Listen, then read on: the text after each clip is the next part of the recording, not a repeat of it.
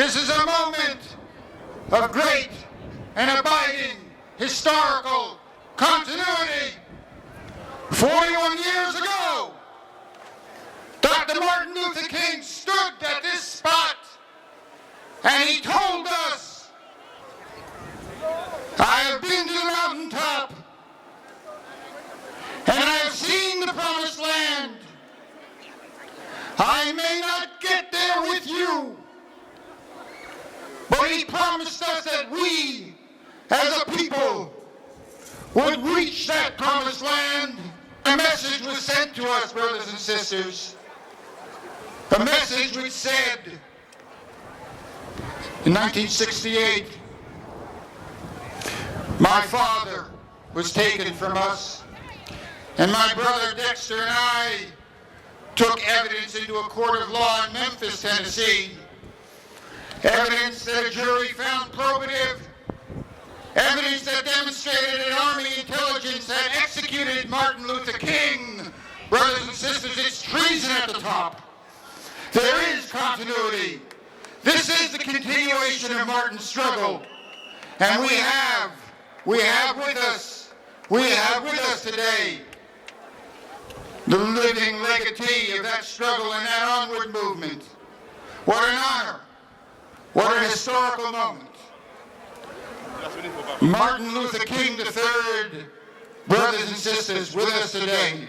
As I stand here where my father stood 41 years ago and delivered his vision for our nation,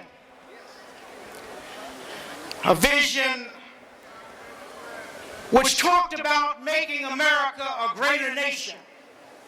And while we've not totally achieved all of that vision, we certainly made great strides, but God knows we still have a long way to go. I want to give special thanks to Local 10 of the International Longshoremen Workers Union, who saw that vision in 1967 and who made Martin Luther King Jr. an honorary member. For that, I thank you, ILWU Local 10.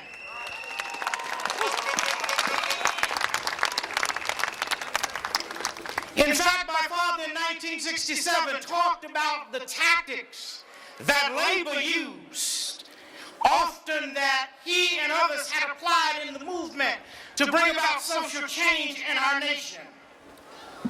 In 1967, he called for the mobilization of the Poor People's Campaign. And in 1968, he was to have come to Resurrection City, it was called. Some called it Tent City. He tragically did not live to see that come to fruition, but it was to bring together the workers, poor blacks, poor whites, poor Native Americans, poor Americans from all walks of life, to say to our nation's policymakers, we demand the right to decent jobs with decent pay. That was over 36 years ago. It's very sad that today we find ourselves still trying to say we demand the right to decent jobs with decent pay. Some may ask, how long will it be? And we may have to say, well, we don't know how long, but we do know that the moral arc of the universe is long and bends towards justice. Some may still ask for how long. We may not be able to say exactly how long, but we know that no lie can last forever. Some may ask how long, and we still have to say we don't know exactly how long, but we do know that God Almighty is still on the throne. And so we can never give up hope. You see, because as we stand here today with 36 million people who are living at the level of poverty in this country, with over 45 million people with no health insurance, there's something wrong in America, and that must be fixed. And the only way that it's going to be fixed is for labor and the civil rights movement and working people and all of us to come together, not people who will continue to foster wars that we'll never win, because war is not the answer. We've lost over 1,000 in Iraq. We need to be focused on helping our Haitian brothers and sisters. So it's very easy to become despaired and just give up, but do not get in your ways tired. Why? Because we've come much too far than where we started. No one ever told any of us that our roads would be easy. But I'm here to tell you, I know our God didn't bring any of us this far to leave us. Thank you and God bless you.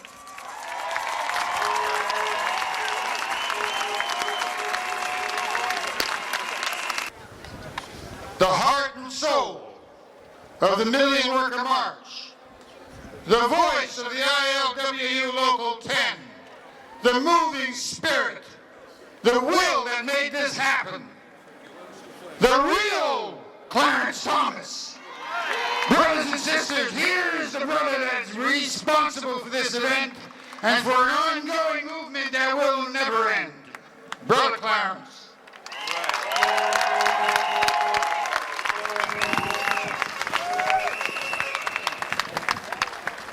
Brothers and sisters, peace and solidarity to you all. As was mentioned earlier, Reverend Dr. Martin Luther King was made a honorary member of ILWU Local 10, September 21st, 1967.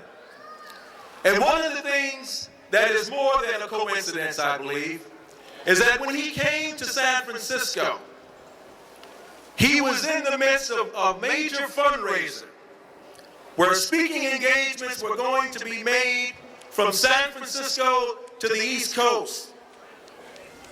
The great singer and entertainer Harry Belafonte and Joan Baez were scheduled to speak and sing on October 15th, 1967 at the Oakland Coliseum.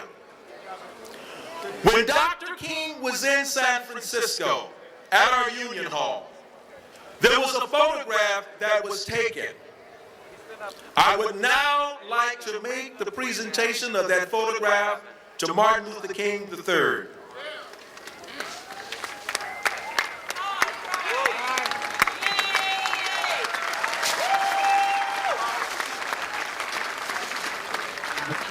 This photograph features your father on the left, of course. In the middle is a man who was the publisher of the Oakland Post and the first black president of the Oakland Port Commission, Tom Berkeley. And on the right, a legendary figure in the ILWU, Brother William Bill Chester, the first black ever to hold international office. This photograph of these three giants of their time captures and is the embodiment of the Million Worker March. This particular photograph is a replica. We will be sending you a framed photograph in the days ahead. We want to thank you very much.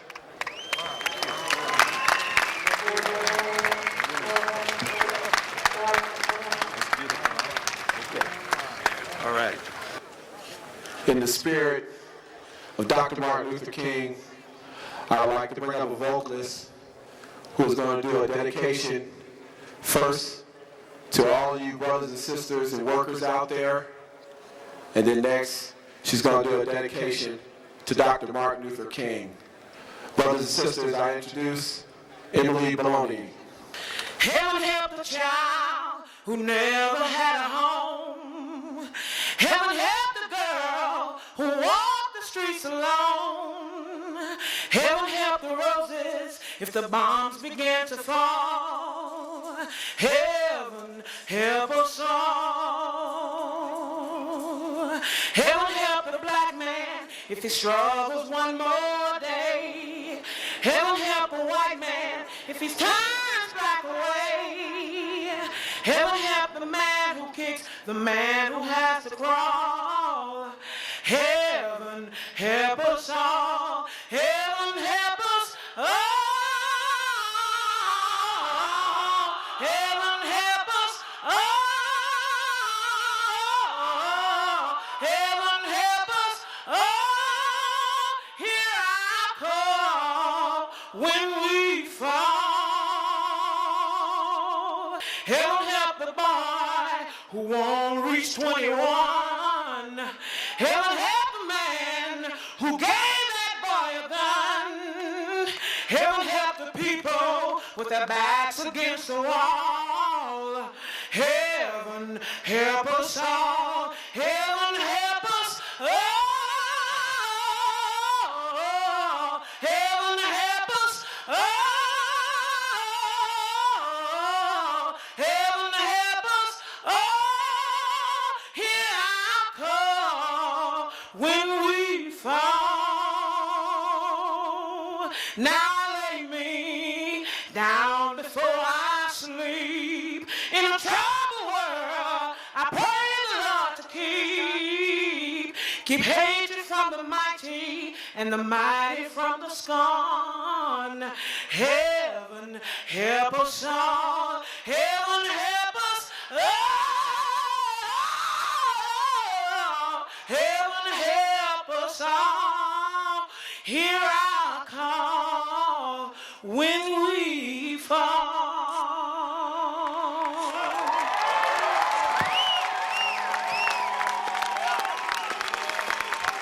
The man who was at Dr. King's side at the hardest time, at the early time, when Bull Connor's dogs were there, when the Klan was there, when the beatings were there, when the churches were bombed, and when Dr. King came back from San Francisco and his historic meeting at ILWU Local 10, and he arrived with joy in his heart, there to meet him and there to greet him, was our brother, the Executive Vice President of the Southern Christian Leadership Foundation, the Reverend E. Randall Osborne, then with Martin, now with our Martin, and forever with us in this struggle. Great honor, great privilege. Please give it up for Reverend Osborne.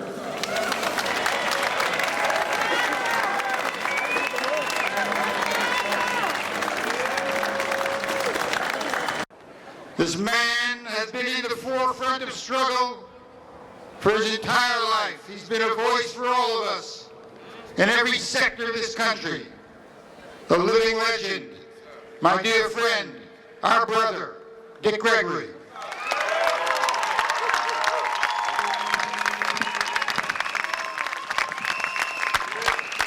Thank you.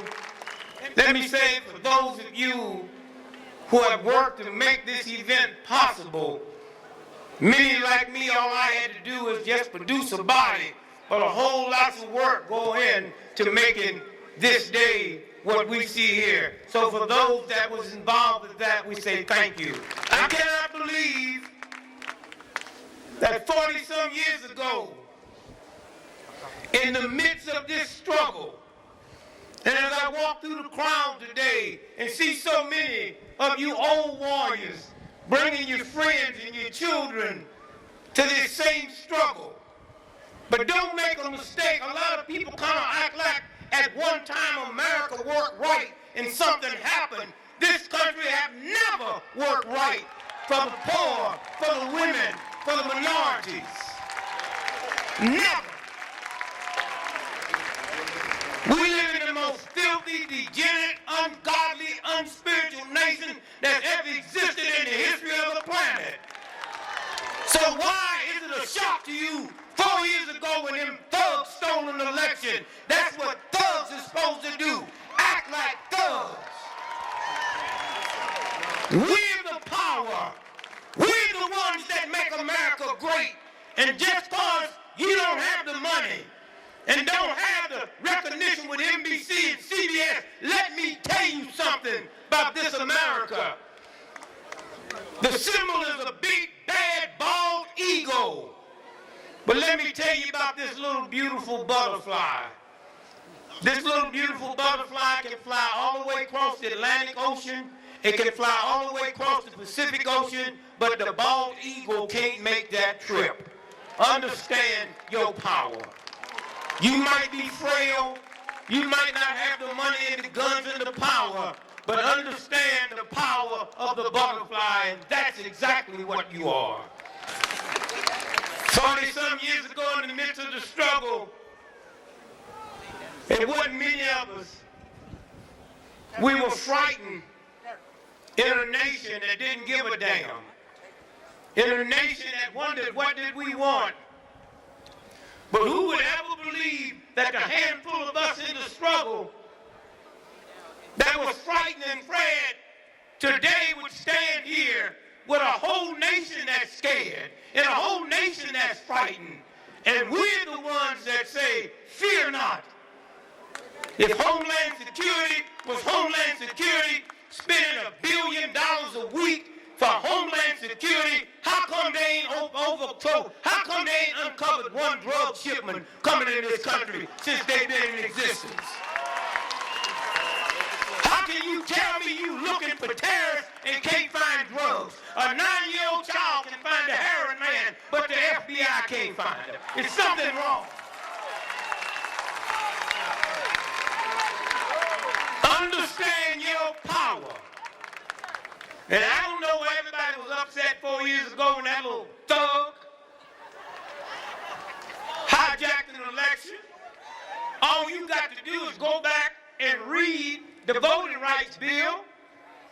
It said, folks who have been disenfranchised, you have a right to vote. That's what the bill said. But there's nothing in that bill that say they had to count your vote. That's another march and another bill.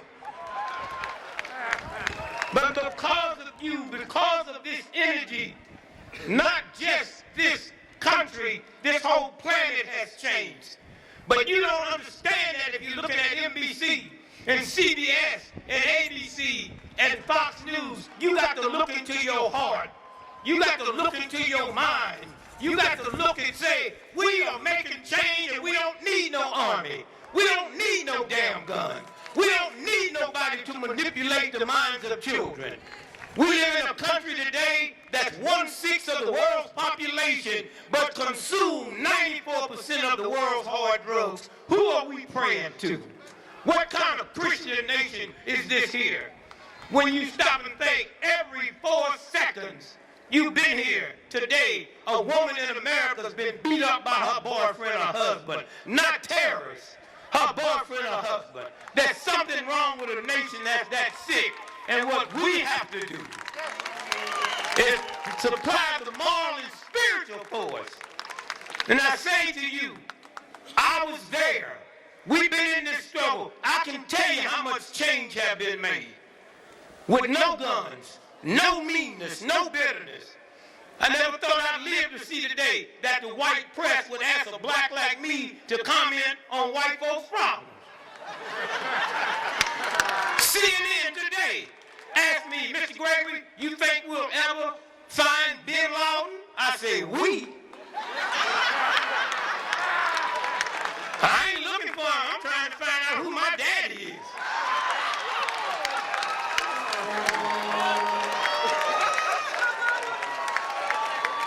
Will we ever find Bin Laden? No. What do you base that on? If it took America a year to arrest Beretta, and he lived across the street from the police station, and so when I think how far we've come, when Bob Hope died, 3 o'clock in the morning, the white press called me, Mr. Gregory, Bob Hope died, can we get a comment from you? I said, I thought he'd been dead. He said, what did you say? I said, oh, excuse me, my comment is it shows you the power of the black church and the black ministry. Mr. Gregory, you all right? I said, no, scratch that. Here's what you write. That Bob Hope family should get on a plane and fly to Chicago and go to Jesse Jackson's push and fall on their knees and kiss his feet. Because for 40 years, Jesse Jackson been yelling, keep hope alive, keep hope.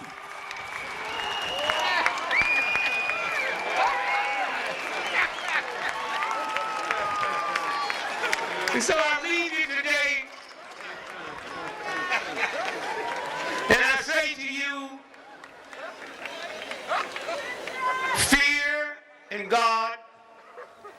have never occupied the same space.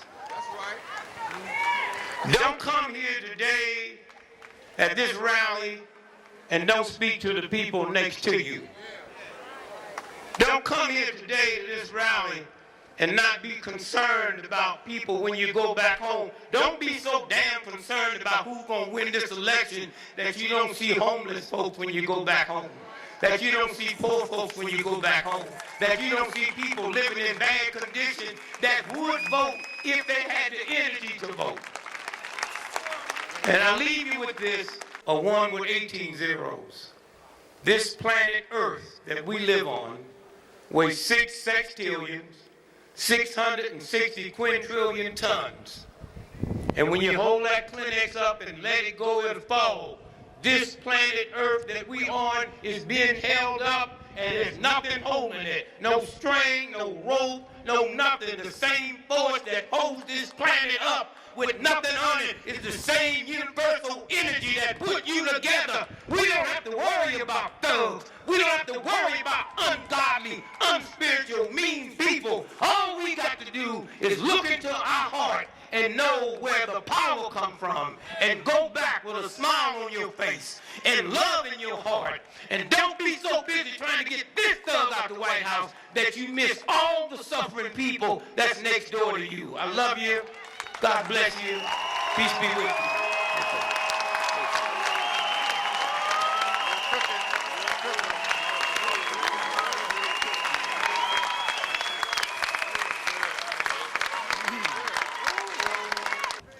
He's wrestled with the park rangers.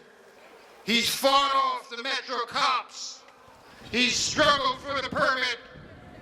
He's facilitated the sound. He's organized the event. He's administered the money. He's the heart and soul of the Million Worker March. He's our brother Keith Shanklin, Financial and Secretary Treasurer of the Million Worker March.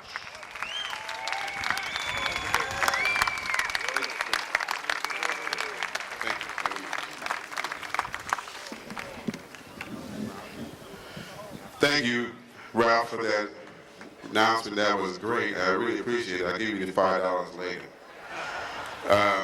I want to thank everybody here for attending. I want to thank the people who have been behind me 100%, who have been supporting me, my wife especially, who have been allowing me to leave out of town and be gone for days on end and then come back home and just make sure that I had a hot meal. I want to appreciate my family for allowing me to bring this to you, the people of America. I really appreciate that. And to Martin Luther King III, I really want to appreciate him for coming to the event, and Dick Gregory also, and for all the people who have been behind this 100%. I just want to say a few words before I give you my little spiel. This march has been a very inspiration to me from the beginning. And I want to thank that Local 10 had the opportunity to step forward to address the needs of the people. It's been in my inspiration to be a part of this from the beginning. But now I want to say one thing. With a grassroots movement, it's very hard to put things together when you have powers that's fighting you left and right, especially big organized labor movements. But when you have the people who are standing behind you shoulder to shoulder and step by step, I don't mind making the sacrifice to do this. I don't mind stepping up to the plate when they say you can't. I said I can.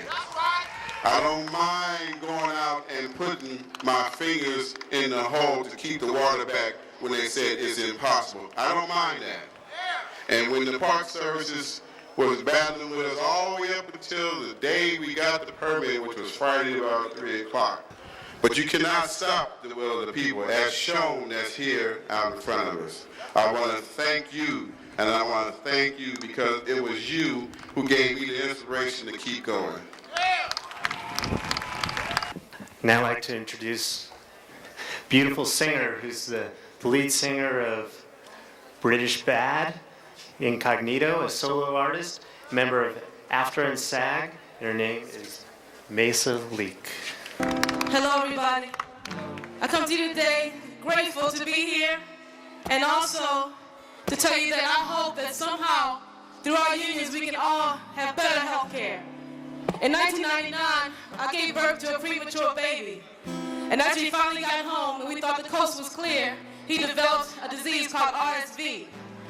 RSV is just basically a cold virus, but in preemie children, at-risk children, it turns into a serious, almost deadly virus. But thank God at the time, I had health insurance through my union. And he was able to have the medicine that helped prevent him from ever getting this disease again.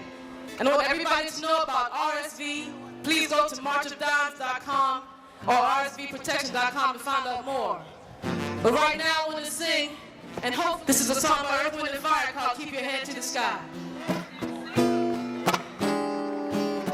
Keep your head to the sky. Oh, keep your head to the sky. Master told me one day I'd find peace in every way, but in search for the clue, wrong things I was bound to do. Keep my head to the sky, for the clouds will tell me why. As I grew in strength, Master kept me as I repent. And he said, keep your head to the sky. He said, keep your head to the sky. Gave me the will to be free, purpose to live his reality. And I found myself never alone. Changes came to make me strong. He said, be all you can, 'cause you need faith in your life to understand.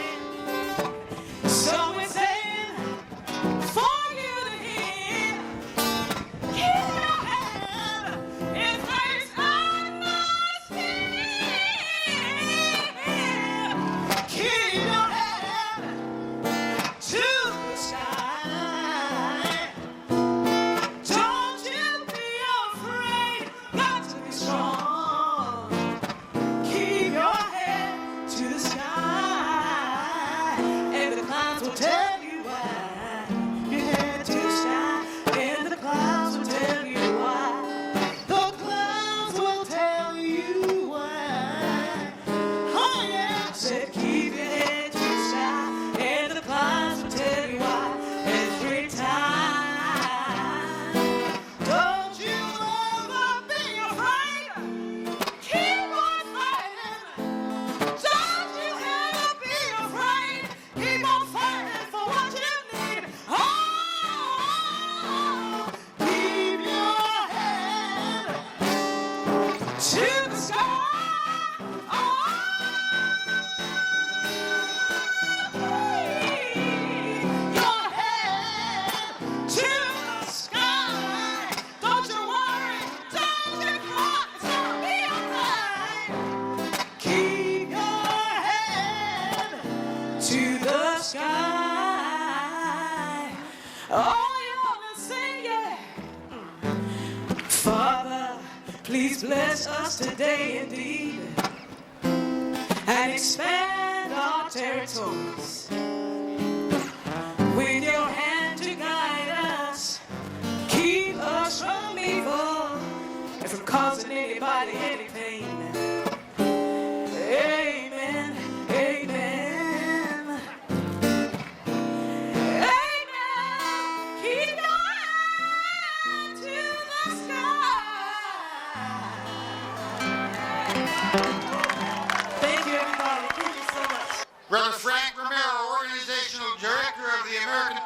Workers Union, who has been there for us every minute of every day, mobilizing the buses, mobilizing the chapters, 1,350 chapters of the American Postal Workers Union, Brother Frank Romero. Let's hear it for the American Postal Workers Union. We are here with you, postal workers from all over the country.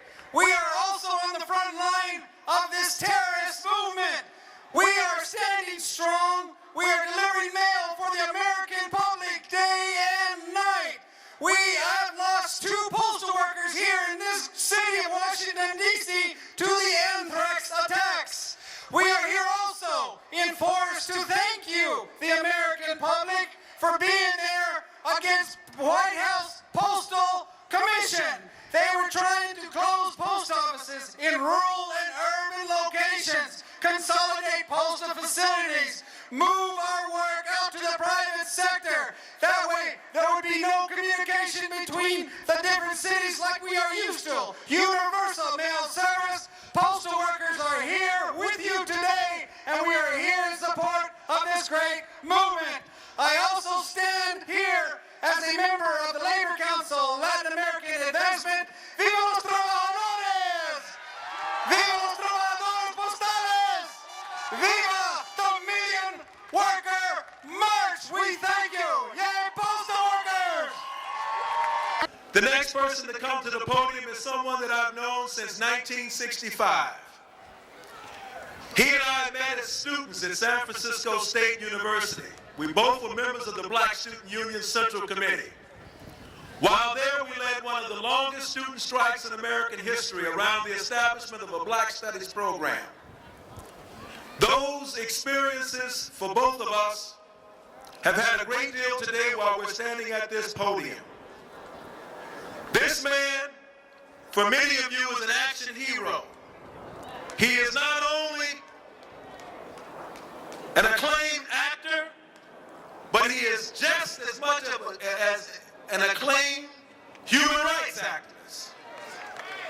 He comes to us in the tradition of Paul Robeson, a man who used his creative talents and ability to uplift the oppressed, to speak truth to power.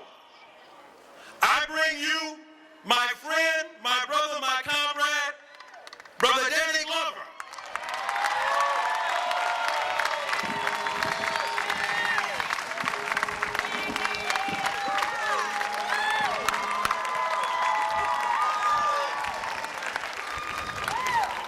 How are you, my brothers and sisters? When Leo Robinson talked about taking a moment out in remembrance, we certainly should extend that moment in remembrance to those who given their lives, workers who've given their lives over the world, over our planet. We must extend that memory to those who daily lose their lives in the workplace, those who lose their lives on farms, those who lose their lives because of genocide attributed to our foreign policy, those Haitian men and women and children who lose their lives and have lost their lives continually, those more than 100,000 Mayan Indians who lost their lives in Guatemala, those Vietnamese who've lost their lives, those who've lost their lives in the battle against colonialism. We must extend our memory to those who've lost their lives in the battle against apartheid, those who've lost their lives, the millions and millions and millions of people who've lost their lives over the last 50 years, more than 50 years of war and genocide. Remember those workers who stand with us and who we stand here in their memory. I am proud to be here with you in remembrance of those who struggle, who you represent here. You are the embodiment and representation of hundreds and thousands and millions of people who could not be here with us today, but who are here with us in spirit, who are here with us in consciousness. You are their embodiment. You are their soul as well. To the organizers of this march, Brenda Stokely, to the organizers of this march, Clarence Thomas, Leo Robertson, Ralph Schoenman, Margaret Prescod, I commend you for extending your hands and extending this moment where we acknowledge ourselves and our presence and our demands in the world and in this country. I commend you for that. Those who work around the world, Selma James, the wife of the great C.L.R. James and Women Global Strike, for those I commend you for being here and knowing that you represent women around the world, all over the world, in their struggle for justice, in their struggle for equality. I commend you for being a part of this. I commend you for the work you continue to do with women in elevating their lives and allowing them to speak truth to power and allowing them to acknowledge and empower themselves. I commend you for that work, because it is the work of women. It is the work of women that move our world. It's the work of women that move our society. It's the work of women that raise our children and raise our leaders. It's their work, and it must not go unnoticed. We are true Democrats in a way. We believe in democracy. It is we are true democracy. We believe in the issues and the importance of democracy, the importance of our voice being heard, and we will continue that. We will not move from our position on that. I stand here with also this descendant of one of the great human beings to ever walk this planet. A man who loved humanity, a man who moved us and made us more human, a man who despised war and spoke truth to power. Martin Luther King III, the son of Dr. Martin Luther King, Jr. So we all here. We're here at this historic moment because it is historic. It is historic because we've taken up the banner and taken up the challenge. We know that the struggle for the education of our children, we know that the struggle for decent jobs and a living wage are not only our struggles that exist here, but they're struggles and demands for people all over the world. And we've taken up this historic challenge to say that we will denounce and we will fight those who struggle, and we will fight those who stand in the way of those demands. We will fight and stand up to those who stand in the way of peace and justice in the world. So we stand here at this moment, and we know we cannot turn back.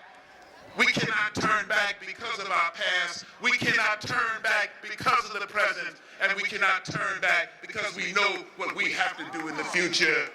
We stand here with our young minds and our young hearts, some of us in older bodies, but our minds and our hearts are still young, and we stand here to move.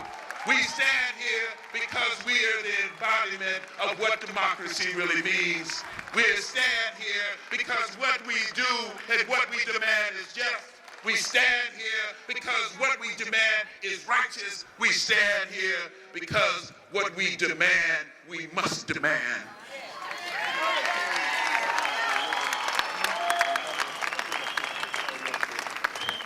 So we move on.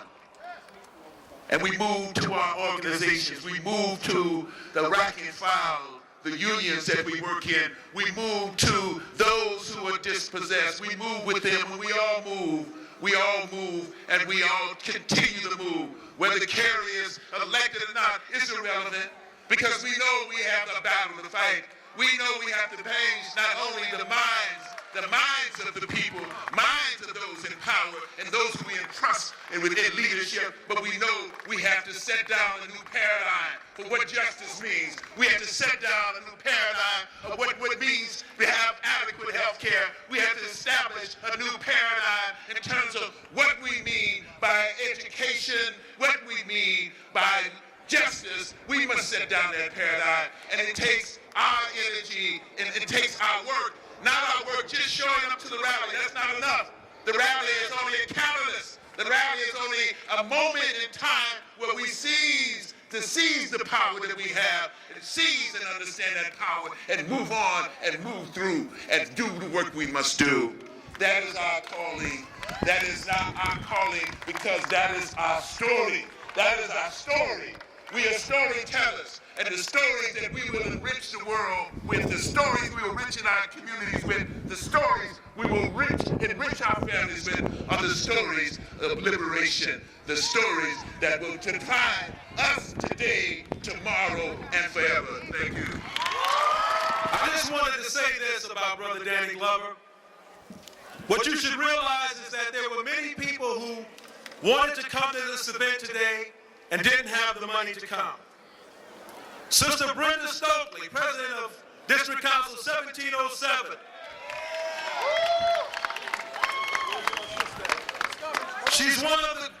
She's in the tradition of Sojourner Truth. Harriet Tubman. This is a woman who single-handedly reached out to the community throughout New York City to put people on buses. Brother Danny Glover contributed several thousands of dollars in order to make it possible for people to be here today. Putting his money where his beliefs are, and that's what we're going to have to do, brothers and sisters. At this time, I would like to call Sister Brenda Stokely to the mic.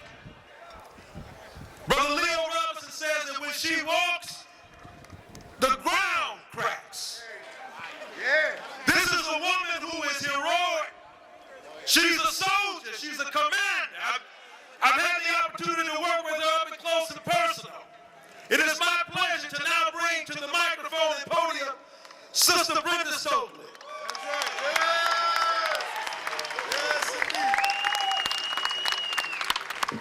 I'm going to have to apologize because my energy level is down to 0.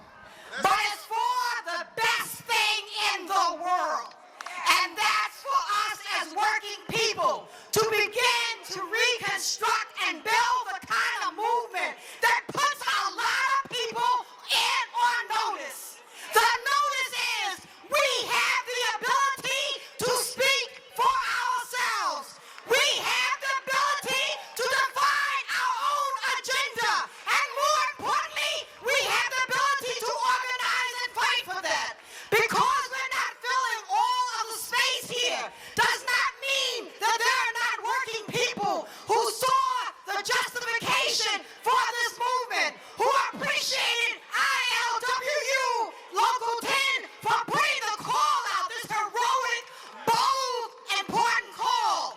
The people that are not here are people who have to work 2 and 3 jobs to feed their children. The people who are not here are the ones who got sabotaged by their own unions for being able to come here. The people who are not here are the people who are sitting in jail rotten for bullshit because they don't like the way the government is run. We are going to make this park, that monument, and the White House ours. This is only a beginning, but it's a very important beginning. And as our brother just said, in terms of us only knowing our own history and legacy, they don't want us and our children to know that every important moral and political win has been won by working people and people of color and those who have been oppressed the world over. Nothing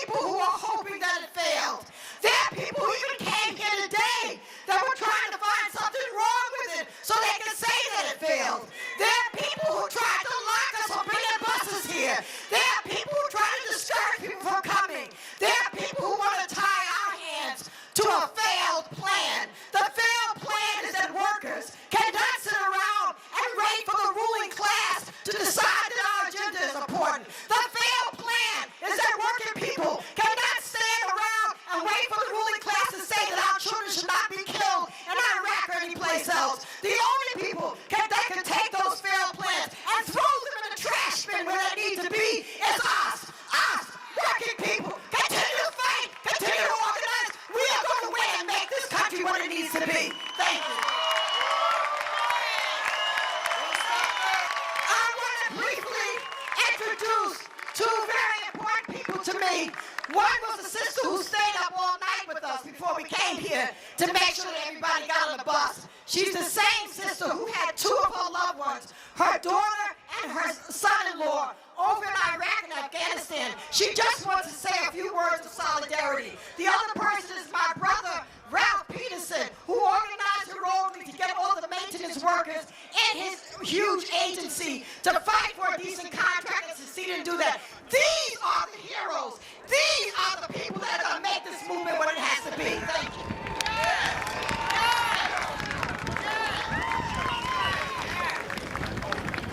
Listen, I can't, how you say it, do like she does. But I just have to say, listen, I am so glad that my kids are home. And I hope that we can try and bring the troops home because they served 8.5 years in the Army and they don't have health care. Something is wrong. And we need to really start saying, bring our troops home. Please bring our troops home. Bring our troops home. Bring our troops home. Yesterday, we as a people were in our respective places reading history. Today, we as a labor force are in Washington, D.C. making history. We are sick and tired of working a 40-hour week at our respective job sites and getting paid mere peanuts. We are sick and tired of employers who reject us, neglect us, and disrespect us on a daily basis and look for us to serve them with a smile. Respect is not only given, but should also be received. We are sick and tired of fighting for better contracts and ending up with the bare minimum, contract after contract. We are sick and tired of givebacks and concessions that our employees attempt to force upon us. Why must we pay into health care? Why must we give back all that we so rightfully earn? They say give back, we say fight back. We are sick and tired of helping to build companies from the bottom and taking them to the top, only to be locked out of our jobs that goes overseas. How can you outsource those who have been your resource? We are sick and tired of hearing how our economy is growing, yet our paychecks are stuck in medieval times. The price of health care is rising. The price of child care is rising. Home ownership and home borrowership is rising. Everything around us is rising, yet our paychecks are stuck on stupid. We are sick and tired, and it's time for a change. When we called for this Million Worker March, it only made sense to reach out to one of the strongest brothers in the Teamsters. And I'm not afraid to call him that. This brother has guts. And that's what the Million Worker March is about. It's about brothers and sisters getting together with guts for a change and trying to make some change in this country. So without further ado, I'd like to announce that Mr. Chris Silvera is here from Local 808 of the Teamsters. He's also the chairman of the Teamsters National Black Caucus. Give him a round of applause.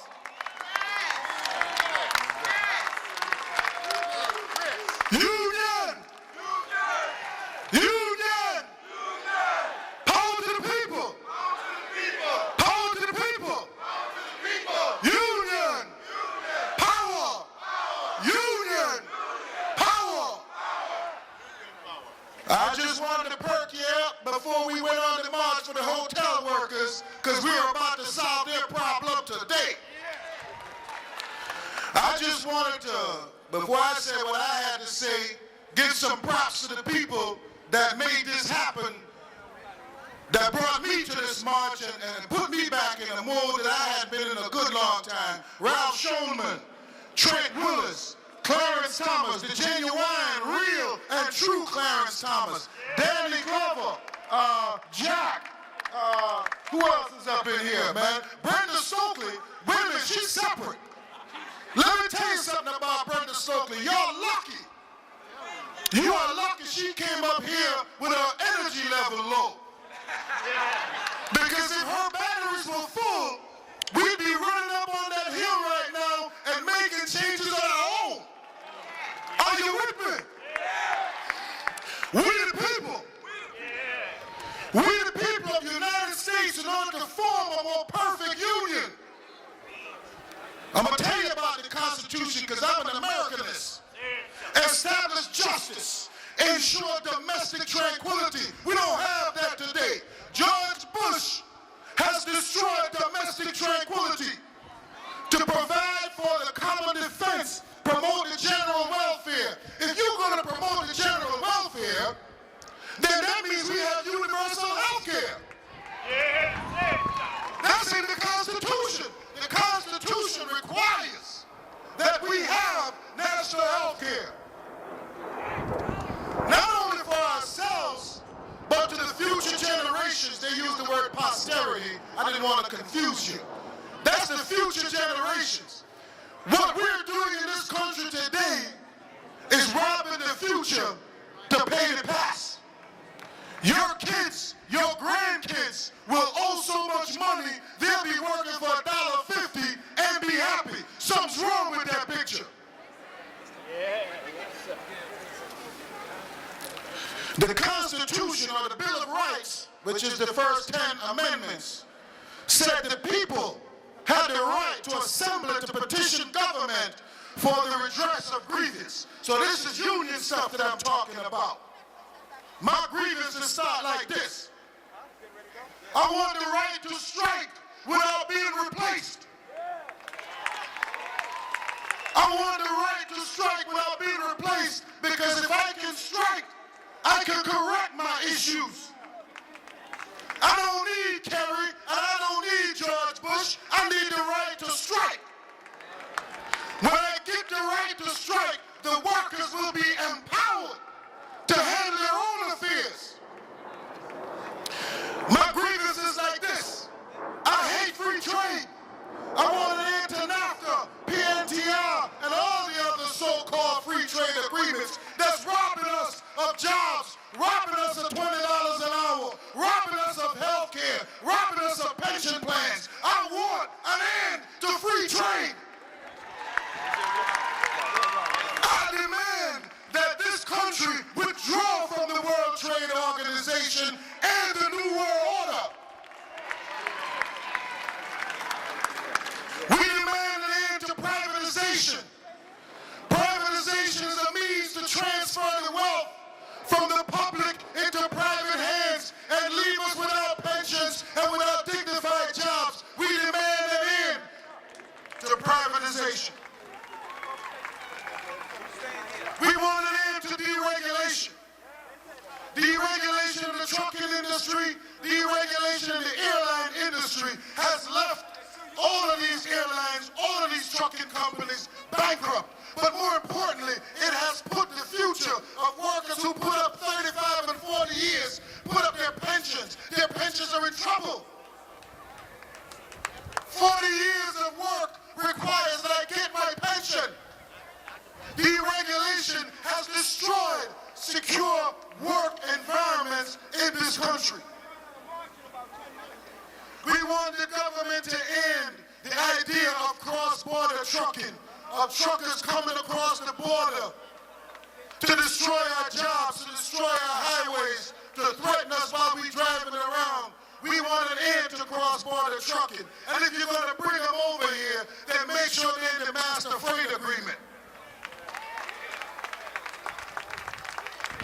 I want small classroom sizes for the kids. I want well-paid teachers. I want a high-quality education. But I'm going to tell you what I want the most. I want an end to the damn war.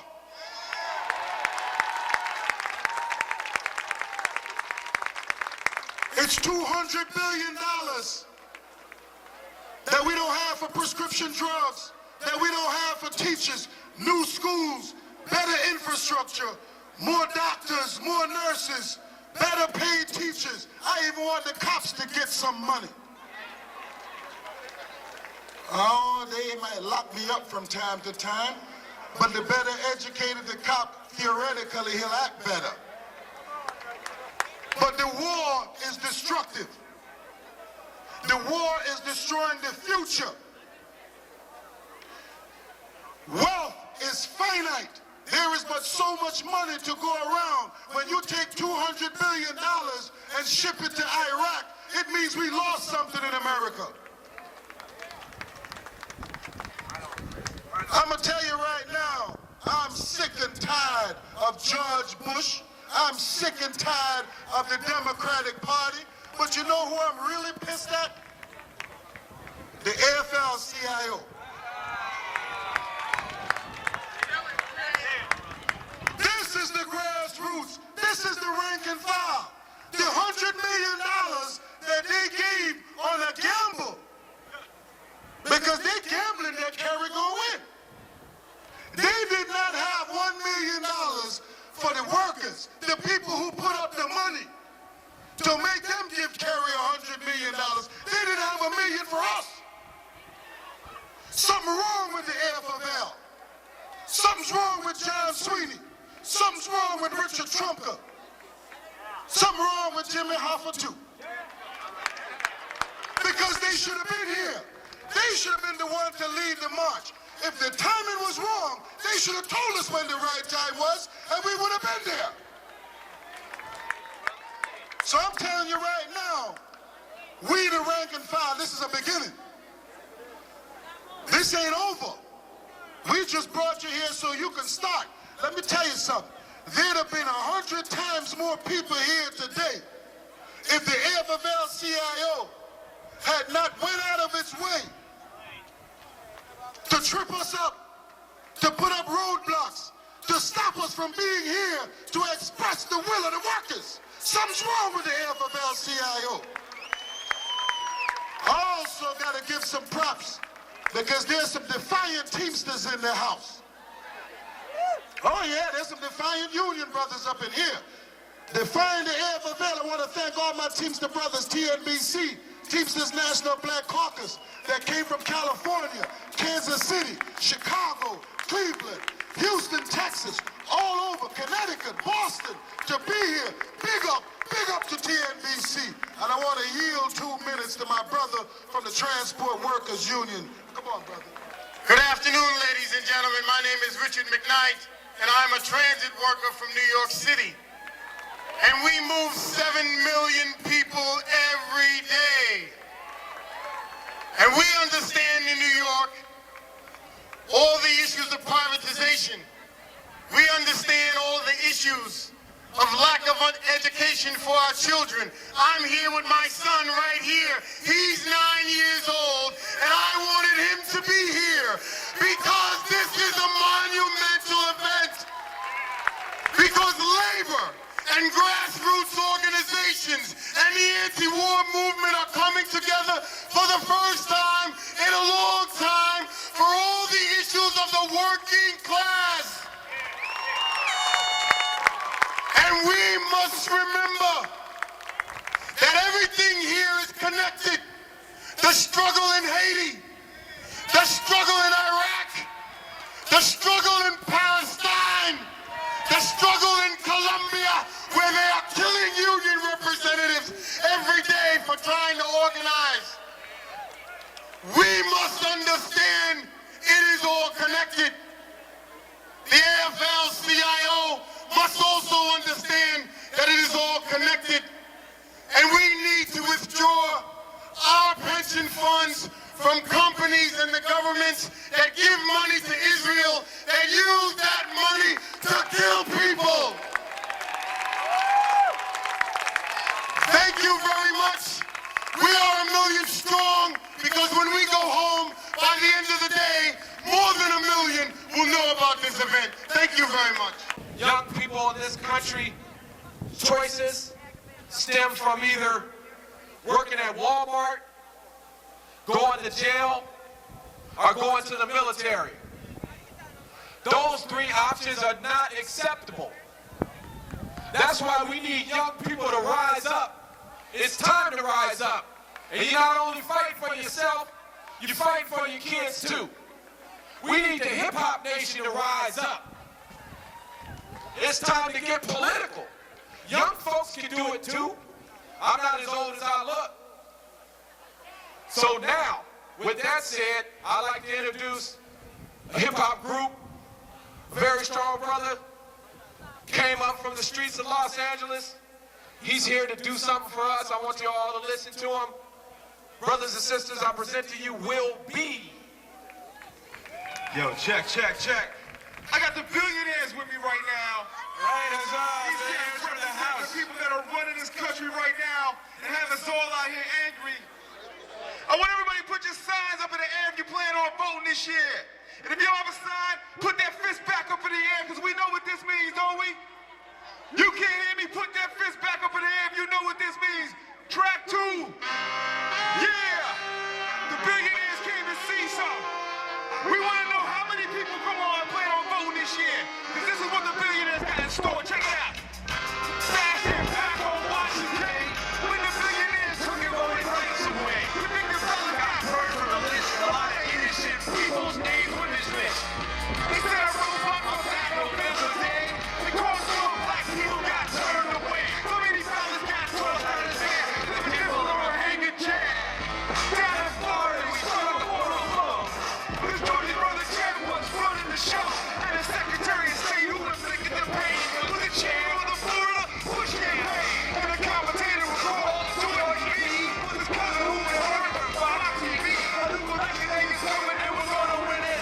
If the billionaires can keep you from getting in, if you got a better place to be, you can be at home and watching TV. Or you can be kicking it with your crew. Or let the billionaires shoot for you. Come on, put your hands up, put your hands up, put your fist up, put your fist up, put your fist up.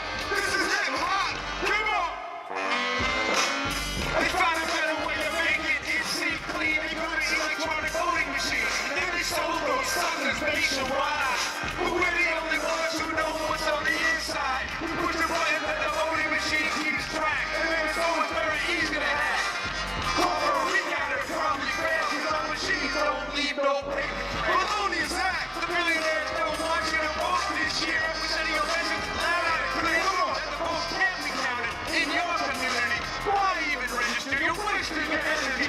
Don't go to the polls on election day. Because we paused the election. And it better go our way. On election night, we're going to sit back and look. The billionaires don't want you to vote. If you're happy with your push and talk, do you want to keep them living long? You don't really want to rock the boat. The billionaires don't pay attention. And every country when they have an election day, people walk across miles just to have their say. Stay alive for days until the vote begins. Then they see a vote get counted just to see who wins. You're an early put obstacles in your way. You really hope you stay home on election day. If you don't come out, you want to go just up and win. We'd have a very different government. Do you really want to fight in the war? Do you like the way they treat the poor? Do you care about your education? With the billionaires controlling the nation. Do you want to help the CEOs? Do you like the way the money grows? You don't really want to rock the boat. The billionaires don't want you to vote. Yeah, thank you so much, please. 50 billion, will be 50 billion. Link ka-ching singers. All right, singers. All right, the person who the idea came through for the Men Worker March is a member of the hip-hop generation. He's a person who had the vision for the Men Worker March because he thought it was time that young people have the opportunity to learn how to fight back. This time I'd like to bring to the podium Brother Trent Willis. Let's hear it for the brother. All right, thank you very much. What you guys think about Will B? What you think about Will B? The hip hop nation is in the house too. Don't think we ain't. we'll make this a modern-day rainbow child coalition. Don't think we won't. We get tired of this political player hate. The hip-hop nation is going to rise up and be counted. That's what we're going to do. For those who don't know, my name is Trent Willis. I'm a former business agent for the ILW Local 10. I'm also an executive board member, and I'm also the co-chair for the Million Worker March on Washington. I'd like to start off by acknowledging a few people. The first person I'd like to acknowledge is a person that's not here right now. A person who it is very difficult for me to acknowledge because of emotional reasons, so I'm going to do my best here. But I want to acknowledge the person who was the inspiration behind the idea of the Million Worker March. And that person is not with us anymore. The person died last year, September 8, 2003. And that person is my mother, Margaret Willis. She was the inspiration behind the Million Worker March, and I want you guys to give her a round of applause.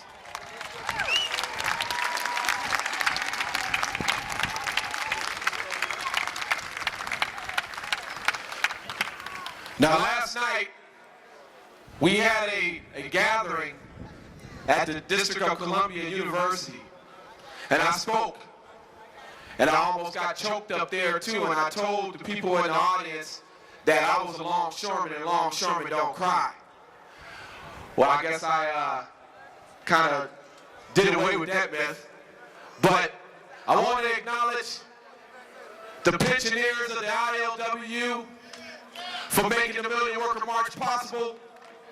I want to acknowledge the very young and strong and brave ILW membership for making this possible, because the ILW membership, Local 10, passed the first resolution that I brought to the local to have this Million Worker March unanimously. I want to thank the ILW Longshore Division for passing to support the Million Worker March resolution unanimously. I want to thank my family who was up here on stage with me. To my left, I have my beautiful daughter here who is waving to the crowd. And I thought this would be very important. I brought them here because this is extremely important for our children to see, like the brother who spoke before me said. I got my son, Todd Willis, here.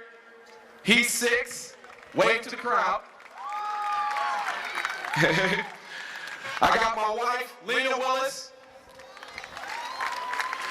My sister, Tammy Willis. And another strong inspiration in my life, who was an inspiration behind the Million Worker March. He doesn't know it, but all those political discussions we have in our living room, all that advice he's been giving me over the years, and all those times I was disciplined for doing wrong, my dad, Aggie Willis Jr., better known as Buster.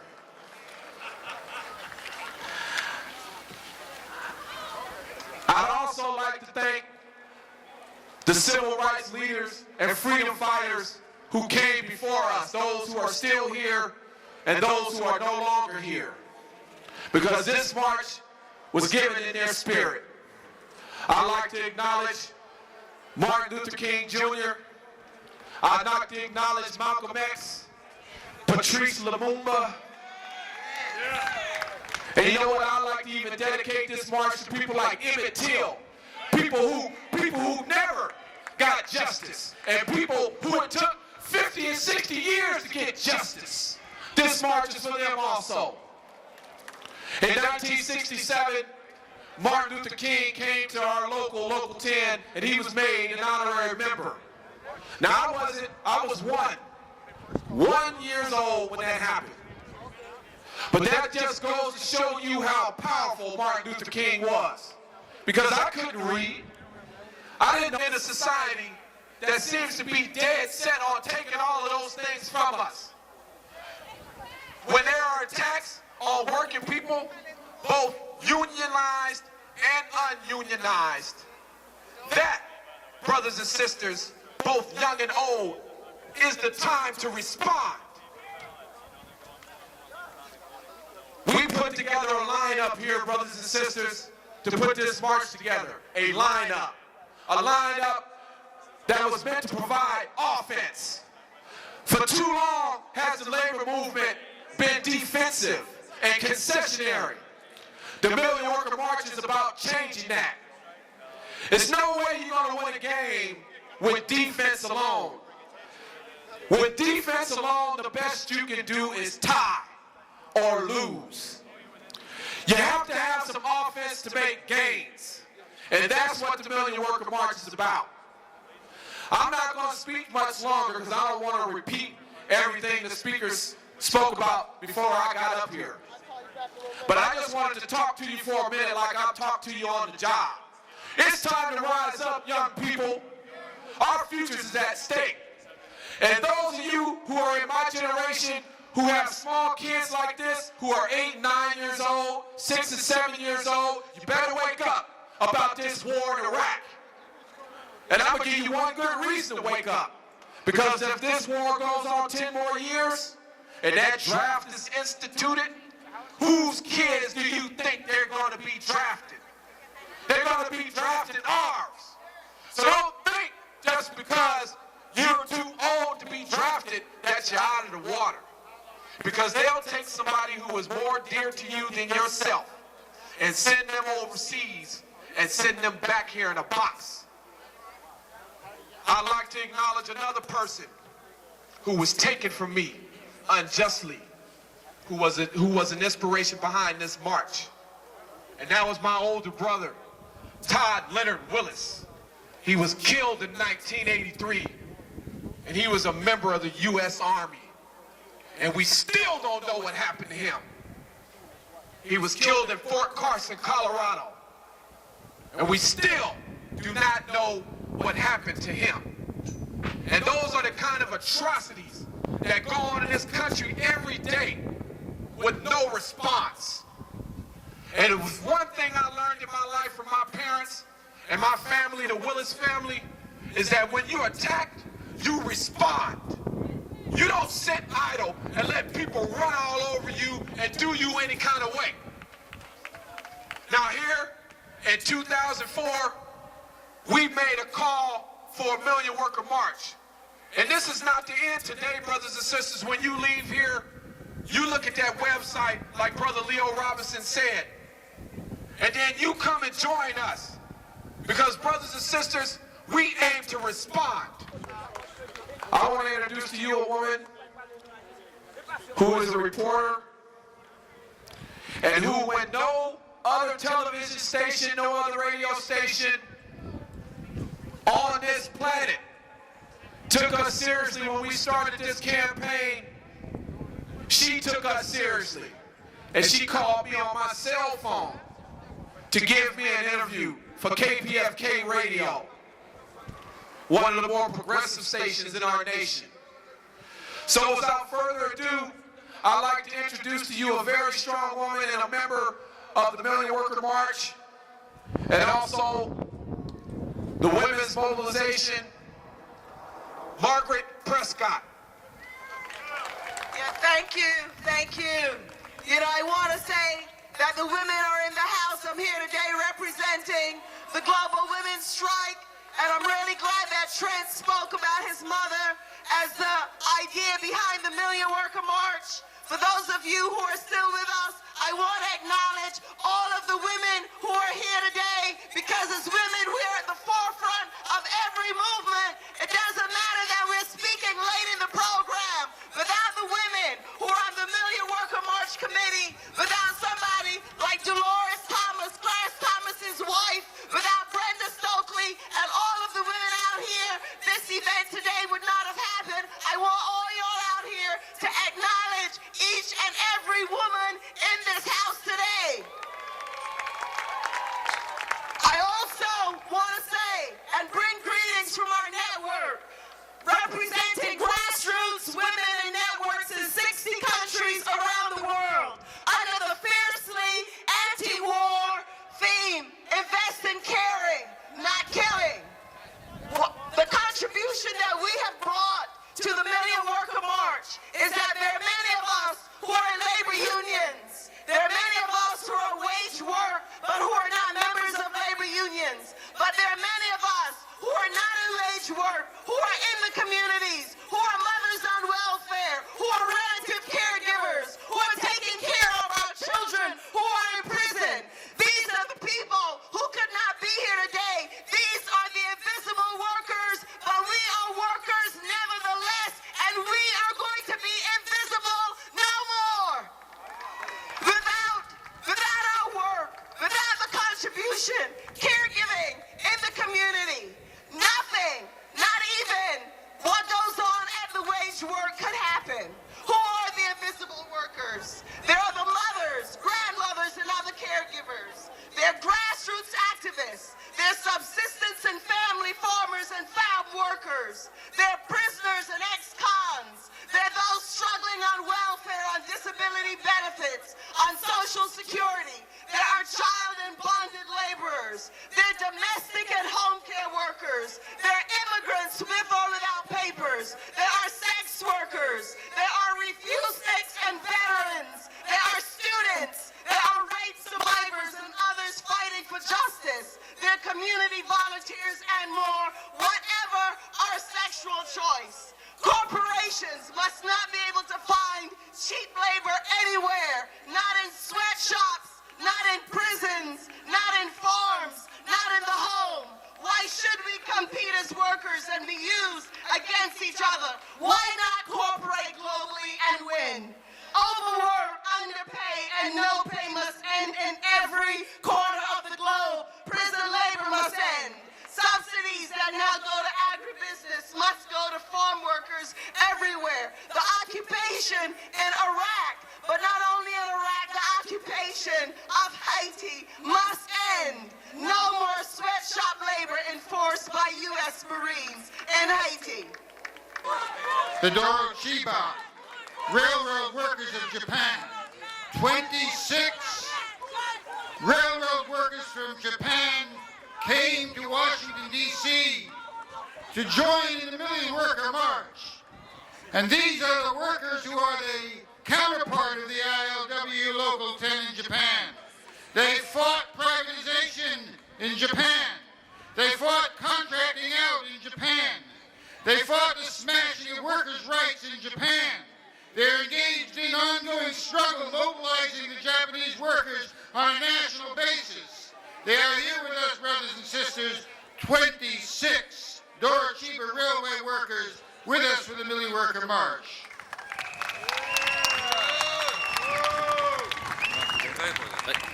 今日は労働者階級が本当の社会の主人公としての力を呼び覚ます歴史的な日です。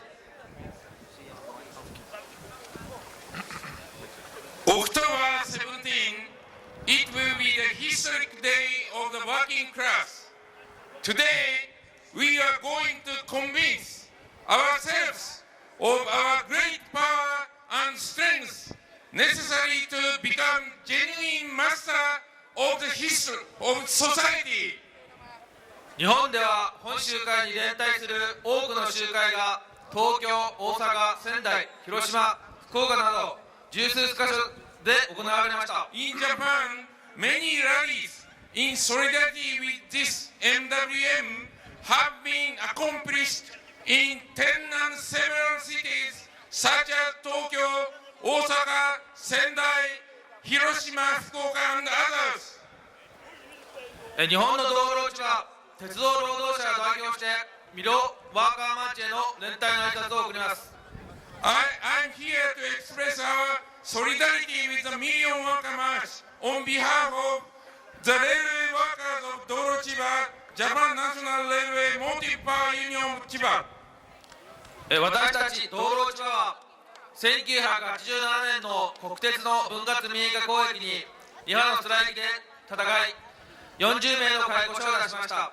しかしそれ以降17年間今も民営化と対決し解雇された仲間を守り団結を守りますます意見交と戦っています。 Our union Dorochiba ways Too big strike against the division and privatization of Japan National Railway of 1987, and more than 14 union members were dismissed for stopping transportation.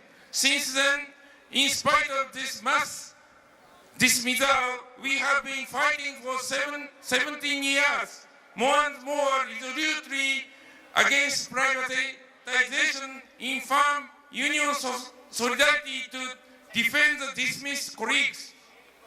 私たちはランク&ファイルの戦いに深く共感しています。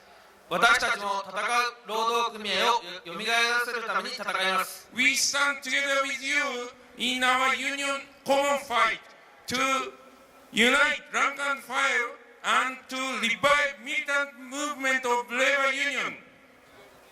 ミリオンワーカーマーチと私たちの思いは一つです。We share common goal with the million worker march. 医療、福祉、生きる権利を取り戻そう。Get back our health care.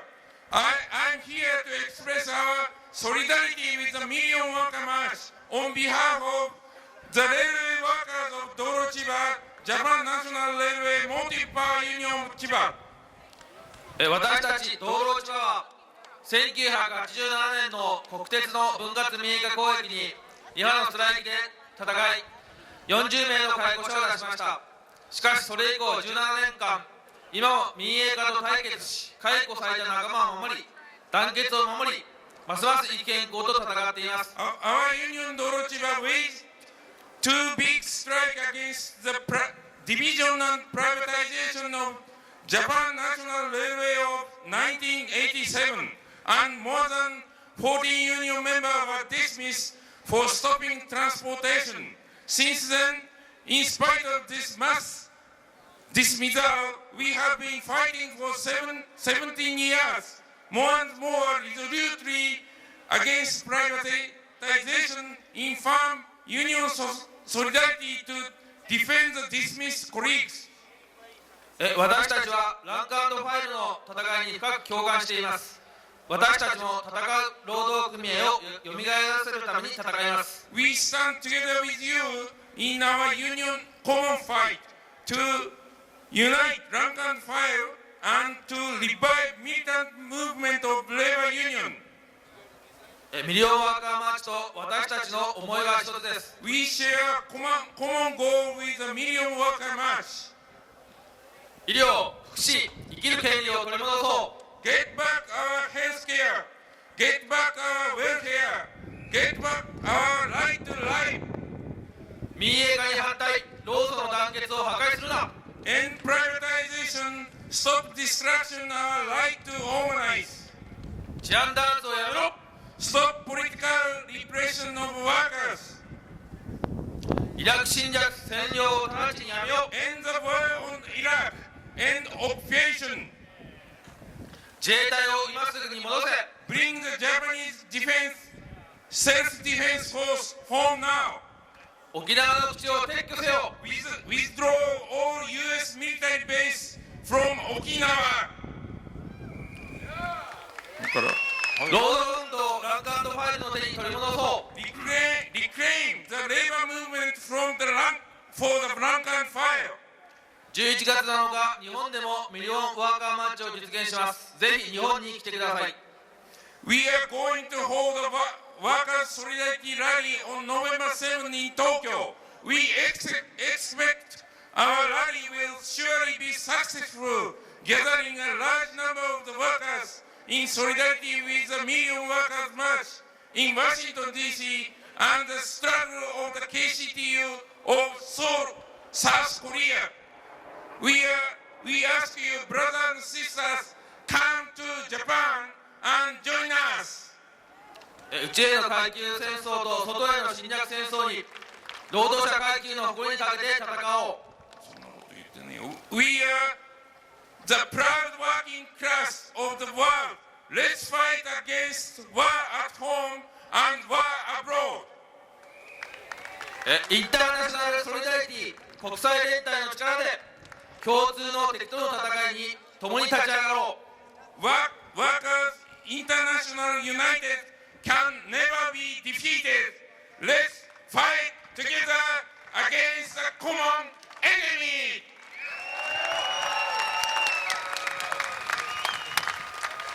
Brothers and sisters, Umgoma.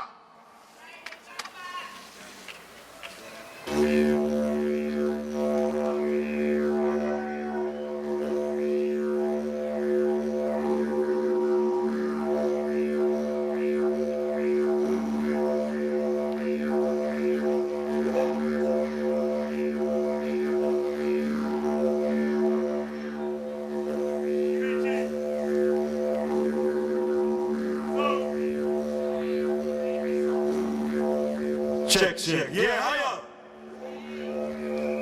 This is a didgeridoo. It's from Australia. The Aboriginal people who are still struggling for their land say that it was used to sound the world into being. Its sound will heal your chakras. It'll bring in the energy of our ancestors, and I play it for our ancestors. All of the workers who have died because Bush lied. All of the workers who couldn't find jobs here, who signed on the dotted line to be in the army to get sent off for oil. You understand? So, this is what we're going to do for you. I've got this poem. At the end of each year, I write these poems, see? So the poem for this year was called Your Mama's Last Supper. It was inspired by Renee Cox. And she's got this painting in the Brooklyn Museum called Your Mama's Last Supper. And I subtitled it, I said I wasn't going to rant like this, but Jesus, depicted as a naked woman dangling from a cross, hangs in the Brooklyn Museum as a New York state of siege hangs over Slime Square. National Guarded by homestead patriots who slept through history class. C students like Mr. Bush, thinking Africa's a country, obviously didn't learn very much from Uncle Ho. Constipated with America, chauvinism, hating the French for Vietnam, lobotomy intact, in fact, brain locked in death position as he sends your sons to die for oil. And the ball drops as Dick Clark counts down the new year for the millionth time since television invaded the minds of millions. When we never realized that Shoshana Johnson got stiff raw benefits with no book deal. And to keep it real, 9/11 was an inside job. No matter which way you go to address it, the oppressor wins. Face it, Bush didn't win in the first place. Democracy is absent without one person, one vote. So go back to sleep, sheep. The stuff's too deep.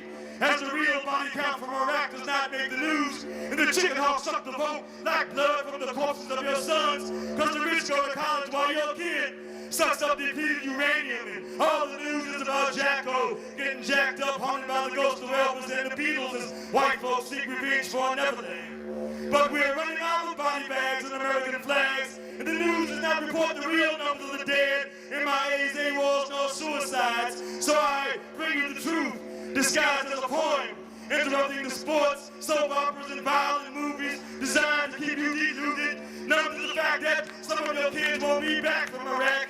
But this is just to detract from the fact the economy's whack. The president should be impeached for being a quack. Now, you can use my phone as long as you don't call your cousin in Baghdad. Last time, the feds followed me for weeks, so my mixed gray dreadlocks don't fit the profile. But any African name can make you suspect in Jersey City. Except everyone knows that real terrorists wear neckties. The biggest threat to world peace is George Bush. So let's organize a search for weapons of mass distraction on his ranch. Would that give peace a chance? After all, if he can steal an election while the whole world watches, what might he do next time while you're not paying attention? Oh yeah, you didn't know about those protests. It wasn't on those 90 stations of cable with nothing on. Well, while you watch hoop dreams like the Lakers and the Knicks, not paying attention to presidential tricks, the world said no to war. But we live in a land where the news makes us dumb, programmed to digest materialism, and we think we can buy anything with plastic. After all, the entire country's run on a deficit. So while you watch as the world turns, children in Iraq watch their world burn. You just change the channel, no lessons learned. Suddenly, you realize it can happen here, and you're buying duct tape and living in fear, storing water and batteries and such. The last to know what's going on in the communication age where Associated Press owns all the news on pages fit to read,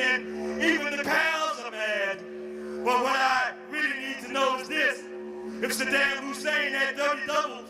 What makes you so sure we got the right one? And even if we did, he could be dead before the trial. So don't believe the hype, but why believe me? I'm just a poet. But yo, I'm saying this really could be your mama's last supper. Peace, yo.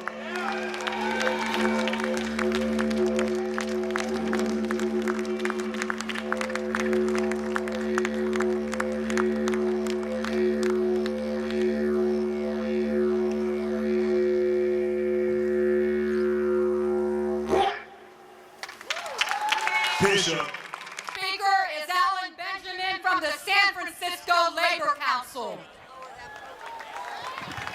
Sisters and brothers, the Million Worker March has reverberated around the world. We will be reading, interspersed throughout the day, short excerpts from greetings that were sent from union federations, unions, and organizations all around the world. I want to begin with one, which was sent from the National Workers Union of Venezuela, whose leaders were not allowed to be here today. They wanted to be here. This was a federation that was formed in opposition to the federation funded by the State Department that sought to overthrow the elected government of Hugo Chavez in Venezuela. Their representatives, their leaders were not given visas to come here. They write their solidarity and explain that in 22 departments across Venezuela today, they will be marching against the war, against FTAA, in solidarity with the Million Worker March. Privilege and honor to have with us today Gene Bruskin. Good afternoon, sisters and brothers. Thank you for your patience today, and I want to thank the organizers of the Million Worker March for this opportunity to speak at this very important gathering. I want to say something first briefly about U.S. labor against the war, because I believe it's very hopeful in an era when a lot of discouragement has come our way. Because 100 unions from around the country representing every kind of worker and representing more than 1 million people came together first to prevent the war and now to continue to oppose the occupation and our government's policies of hate, of exploitation, and of endless war, and an attempt to create our own vision about what a just and humane war and world should look like. This summer, the labor movement had some proud moments as one after another, delegates at union conventions representing more than 6 million workers, half of organized labor, resoundingly demanded an end to the war and an end to the occupation in Iraq. They stood as one strong voice to say not one more lie, not one more dollar, not one more death, not one more day. And in doing so, they rejected Bush's claim that he will build democracy in Iraq with January elections, because they knew that here at home, millions of African Americans will still have to fight for the right to vote in November, 150 years after the Civil War. And they rejected Bush's plan to privatize industry in Iraq, where they're even talking about privatizing the water of the Tigris and Euphrates River and allowing Bechtel-type companies to sell water back to impoverished Iraqis, because we've seen the scourge of privatization in our own country. We rejected Bush's claim that he wishes to improve the lives of the Iraqis, because we saw he doesn't even bother to count the number of civilians killed by our bombs every day. Henry Cooper of LACLA, the Labor Committee for Latin American Advancement and Latinos for Peace, from Houston, Texas. Brother Henry. Thank you very much. We are a little bit disappointed because we are coming from Texas, and we had a plan.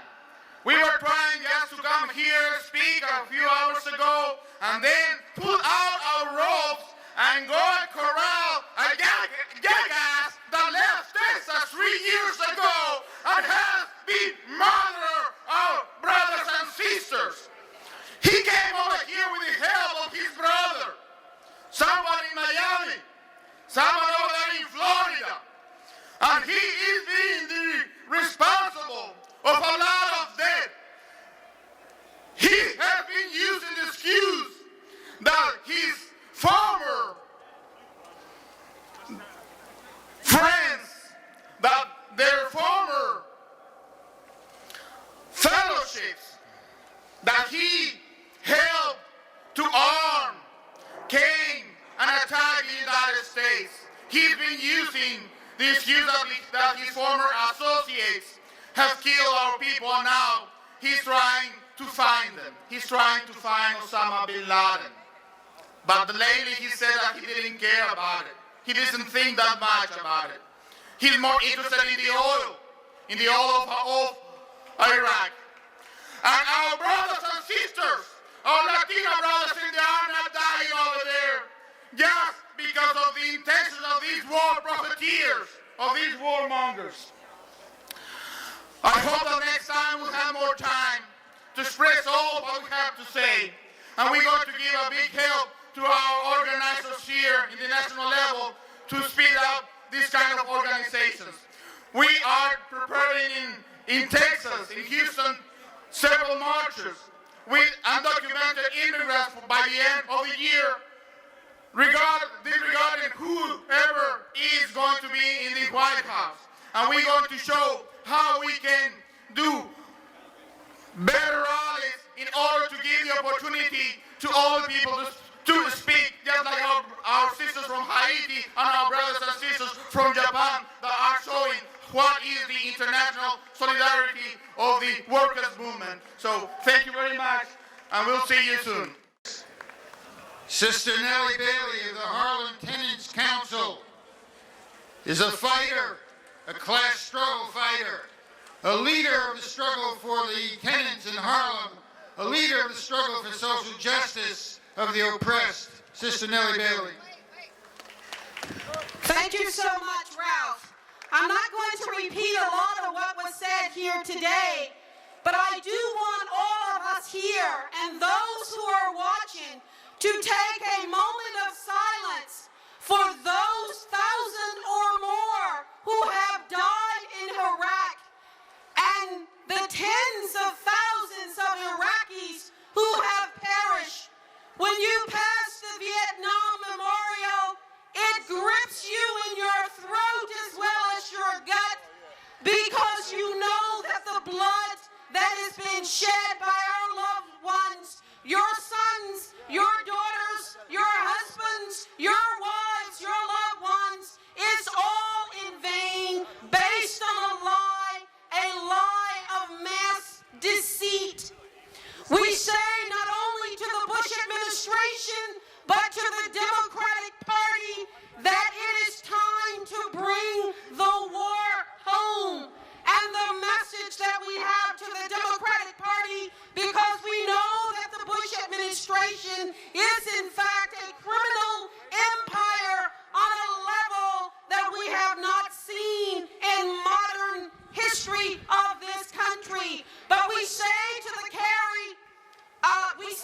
Kerry campaign, you cannot come before us and say that you are going to win the war, because we know that that is a code word for billions and billions of more dollars being pumped into Iraq, while the standard of living here for the working class, on which this war is being waged by, it is our blood and labor of the working class and the blood of our sons and daughters.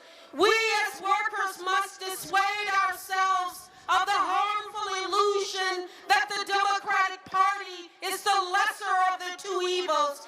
In fact, it is the twin of the evil of a rapacious empire of greed and murder and disenfranchisement on a global level never before seen in modern history. Now is the time for all of us to join in this promise of a movement built around the interests of workers, a movement that starts here today. It shines as bright as the water that is reflected on the pool that looks up to the Lincoln Memorial. And we say to all of the country who are with us today via television, you can become part of that movement.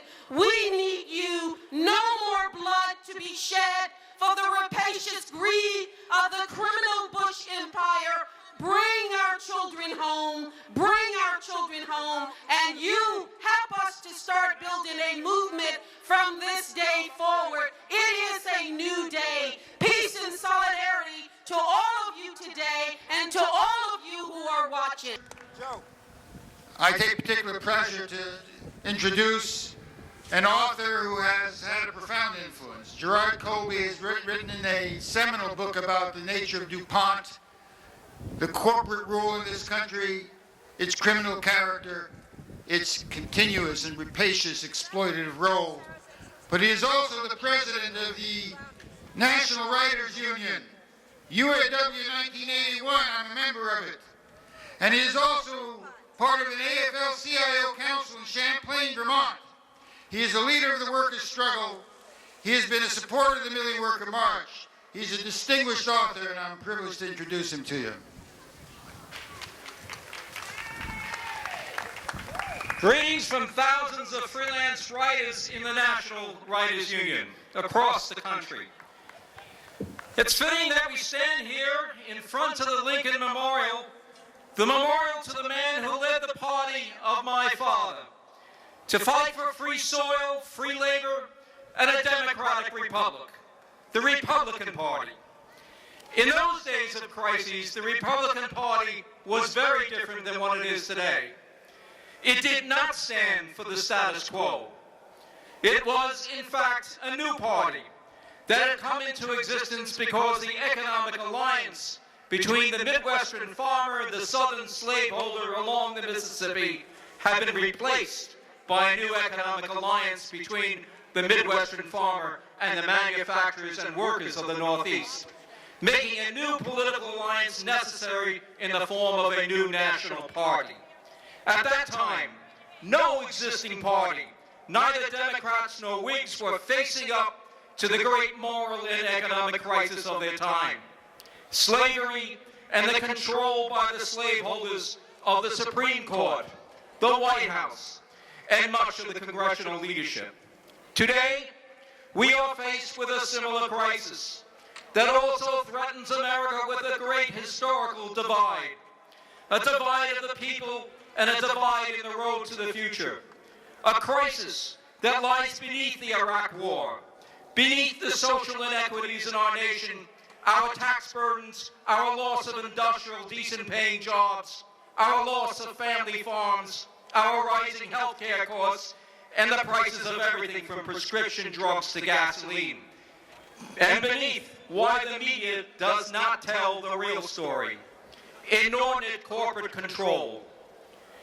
As a young writer, trying to tell the real story of the largest chemical corporation in America, DuPont, I found myself, my publisher, even the New York Times, confronted by that enormous corporate power.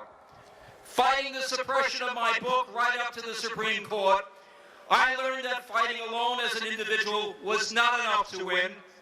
Writers in America, just like writers around the world already had, needed a union.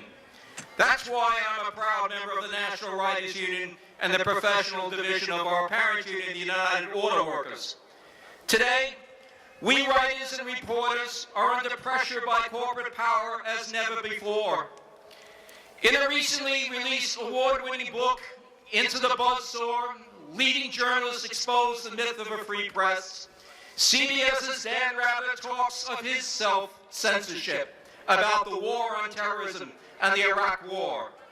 The pressures of so-called patriotism, which was really a war fever, had undermined the press's ability to give the American people the facts they needed. So we end up with 30,000 troops in Afghanistan and Osama bin Laden still at large there along the border with Pakistan, and get 130,000 troops fighting in Iraq. And seldom do we hear oil mentioned as a cause of the Iraq War. CNN's Christine Amanpour spoke of the chill that has settled over our journalists with simple eloquence. We are muzzled and we are self-muzzled. Under our Constitution, our reporters are given the sacred trust of informing the people, to give them the news and information so vital for people to wisely govern themselves, to engage in the process of self-rule that we call democracy. For that responsibility, journalists who dare to speak out do so at the risk not only of their careers, but their very lives. In Iraq, we have lost more journalists killed, most deliberately targeted by both sides, than in any war in American history. That includes the Civil War, World War I, World War II, Korea, and yes, Vietnam. The International Federation of Journalists, of which the National Writers Union is a member, has put out a book about these killed journalists. It's aptly titled, Dying to Tell the Story. These stories are vital, and that is why, in keeping with our constitutional trust, we are here today speaking out. It is our testament to the American people and our testament to our faith in the great potential strength of the great majority of the American people, that when they know the truth, they make the right decisions. It may take time, but truth will out, and so will the American people's willingness to do the right thing. We in the National Writers Union know that America's labor movement is the average American's last line of defense against attacks on democracy by corporate power. As Lincoln explained, you cannot be against labor and be for America. Our crisis now is acute. Who can deny that the foundations of our constitutional republic are not in peril as they never have been before by a national security state that increasingly directs the foreign and now domestic affairs of state? That challenges our basic freedoms and is enthralled through war contracts by corporate power and its reach for underpaid labor markets abroad? Who can deny that our farms and our manufacturers are being replaced by the plantations of agribusinesses abroad and by factories abroad where desperate people work without decent pay or benefits under despotic regimes? Underpaid, oppressed labor against which our free farmers and free workers cannot fairly compete? Is that fair to anyone? We must ask the central question. Will we be a people who will continue this great experiment in history of self-rule, of democracy? Or will we, like the Roman yeoman farmers who inspired our forebears, whose symbols are seen every day on the floor of our House of Representatives, will we, like them, see our republic fall to the exigencies and greed of empire? Corporate empire. Your presence here is a testament to your faith in democracy in this republic, that no matter what happens on Election Day, as vital as that outcome is, the visions and voices of the people will not be silenced, and democracy, ruled by the people, of the people, and for the people, will not perish but prevail. Sister Angina Conway is going to speak to us about Marshall Eddie Conway, a former Black Panther, framed and serving now 34 years in prison.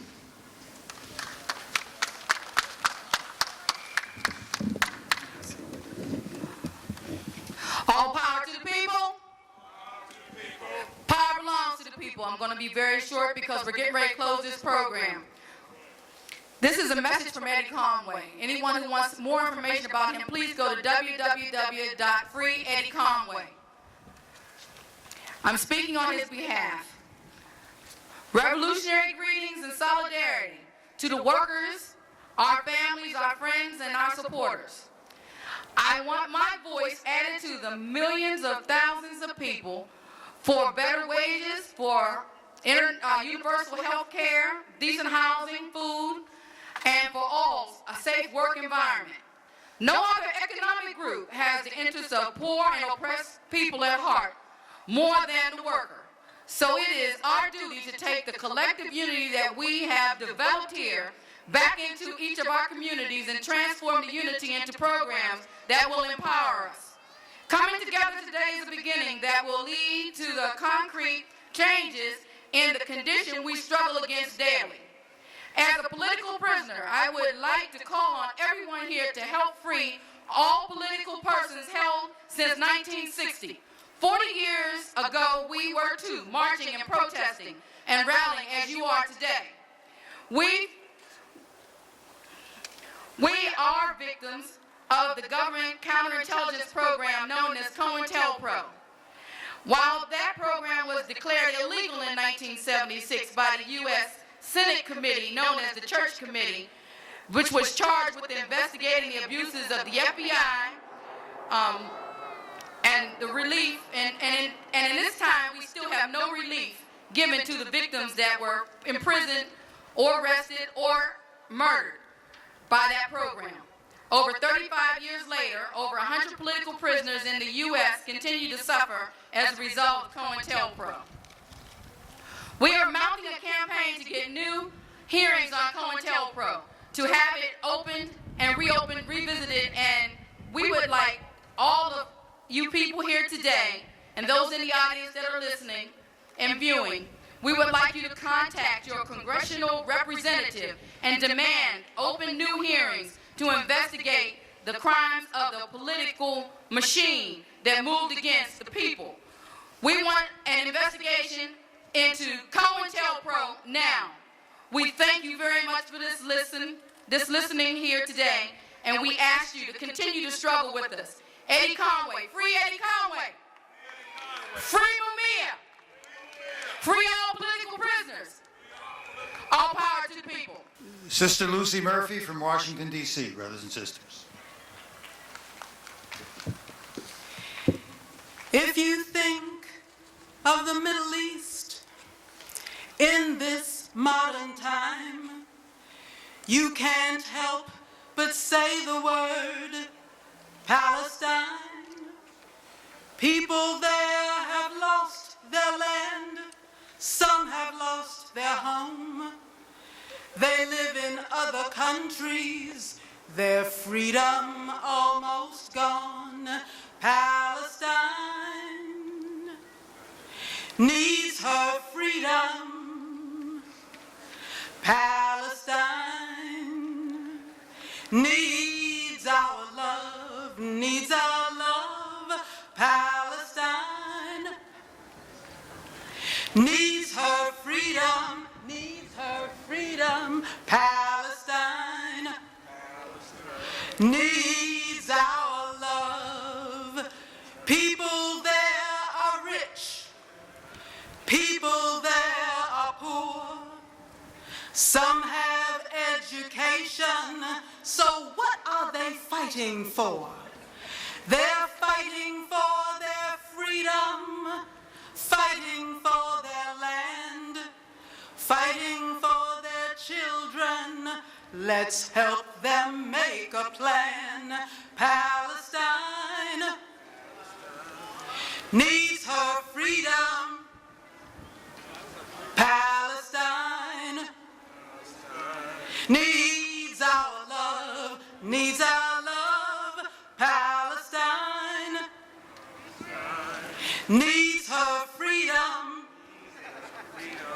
Palestine needs our love. People of all countries, of every race and creed, we need a new beginning. Let us plant the seed of love, and let that love seed grow. Plant the seed for everyone, so all the world will know that Palestine needs her freedom. Palestine needs our love, needs our love. Palestine needs her freedom. Palestine needs our love, needs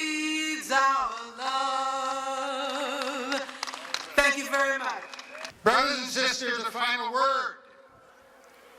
It is only fitting. Hear this now. And let me ask you who you think is the author of these words, brothers and sisters. All that serves labor serves the nation, and all that harms it is treason. If a man tells you he loves America, and yet he hates labor, he is a liar. If a man tells you he trusts America, and yet he fears labor, he is a fool. There is no America without labor, and to fleece one is to rob the other.